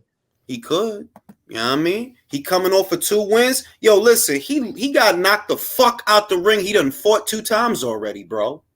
The only person I'll give a pass to rob people is fucking Eddie Hearn, and I want his fighters to fucking win because this motherfucker makes fights and it makes boxing amazing. For real. I'm with that shit. Motherfucking Will says, I've wanted this Wood versus Lara fight for a long time, Jules. This is human equivalent of putting razor blades on roosters. It's gonna be brutal. Bro, look, I fuck with Lee Wood. He's a brave soul. He is a great man.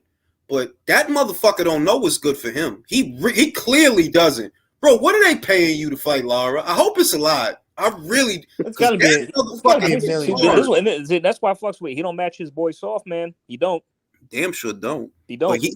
Would want to get knocked out, bro. That's he got a death wish like Charles Bronson. He got a death wish like so you just don't like being conscious then. And Lopez is still a top rank fighter. Yep. Yeah, Luis Lopez is a top rank fighter. And listen, technically, so is Mick Conlon. Yeah, so that's an in-house fight, pretty much. It is. The main shit is that Mick Conlon can't come in America. We all know why. Know why. But they're gonna show that on ESPN, bro. This is still a top rank thing. It's a top rank affair. Because Luis Lopez is a top rank fighter. They're gonna show that, but it's a pity, man. Like, damn, Lee. Just to change a little topic, I watched your other live. You were talking about these boxing pundits just like fucking bum boys. You know that who's that BT Sports guy that works for Queensbury? Dev Sani. Oh, yeah, you guys were talking about him. Oh my god, bro, he's a fucking bitch. Whenever I see his I try to watch the press conference, he's there, but fuck it, I ain't watching it because he's a fucking bum boy. It's like he's playing his position, and I guess he's trying to be transparent about it. That he is gonna be biased. That he is gonna only talk up fucking Frank Warren fighters, and he don't give a fuck. And it's like you could respect it a little bit, but it's also annoying. Like really, it's annoying though. Like really, fam. Like you really trying to trash B-Ball after the year that he had. You bugging, fam. Like if you don't want to respect the Canelo win, you gotta respect what he did to Zerto. He completely outclassed that man. Like that man ain't never been outclassed before. Completely. From start to finish. I personally, I'm like, look, I like Artur, but your career has always been, from as long as I've been watching him, stop and start all the time. From the days of the PBC to the day of Matchroom, because it was one fight, the top rank. His career always been stop and start for whatever reason. He got the worst luck in boxing. Except for I've got a question for you guys though. Which way it would be better to see undisputed? Yard winning or Bateviev winning? Better beef. If Yard wins, there won't be undisputed. I guarantee it. It won't be. Frank is going to keep those belts safe at all costs. He will. Yeah, and that's the Yard is younger than Artur, so the urgency is not there to do an undisputed fight because he's younger, because they can do domestic title defenses they'll try to. I don't even know that they'll be able to do it, but they'll try to get Buatsi in the ring. Listen, try to get you Americans, please, you guys are in America. Whoever's close to Las Vegas, I'll send you one of the best I think like Kush from Afghanistan, the weed from the mountains. Give it to Bob Arum, brother, and persuade him to fucking make this fight happen, please. No, I'll tell you the silver lining. The silver lining is if Artur wins, because you have to remember that puts Bob in a position where you got a 38-year-old Russian light heavyweight champion. It's only one fight to make. It's for him. It's only the dichotomy changes if Yard wins because he's several years younger than Artur, so the urgency to make an undisputed fight is not there.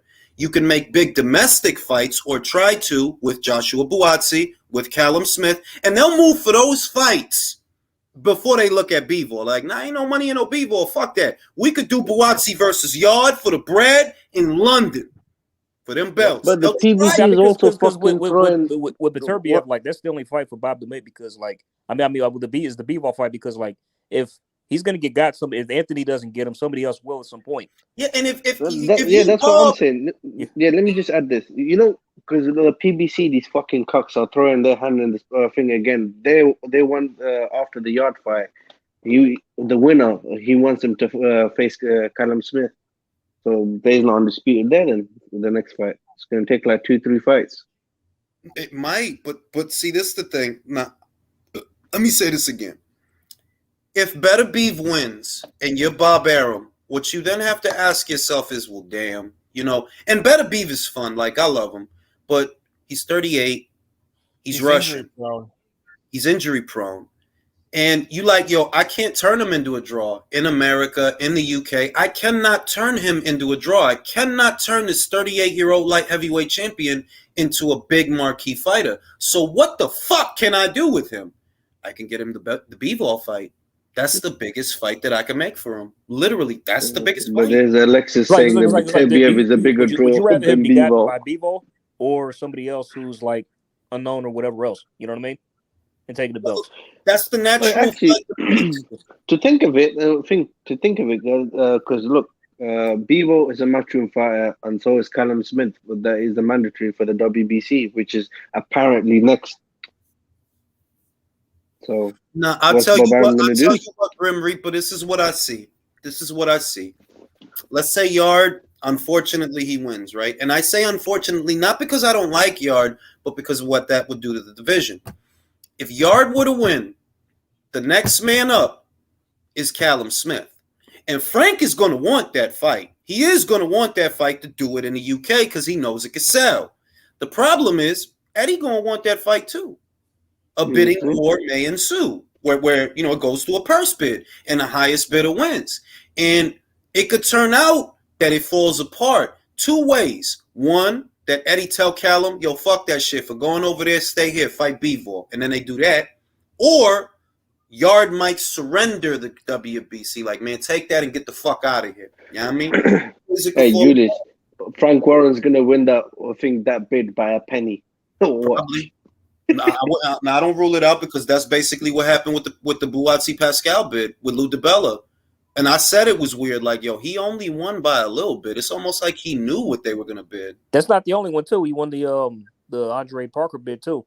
It was the same thing. It was like he won it, but it was only it was like it was such a small amount that it's like, damn, it's almost like you knew what Eddie was going to bid. He's beating Eddie in bids, and it's not like by much. So it's like, you know, you being told what he's bidding.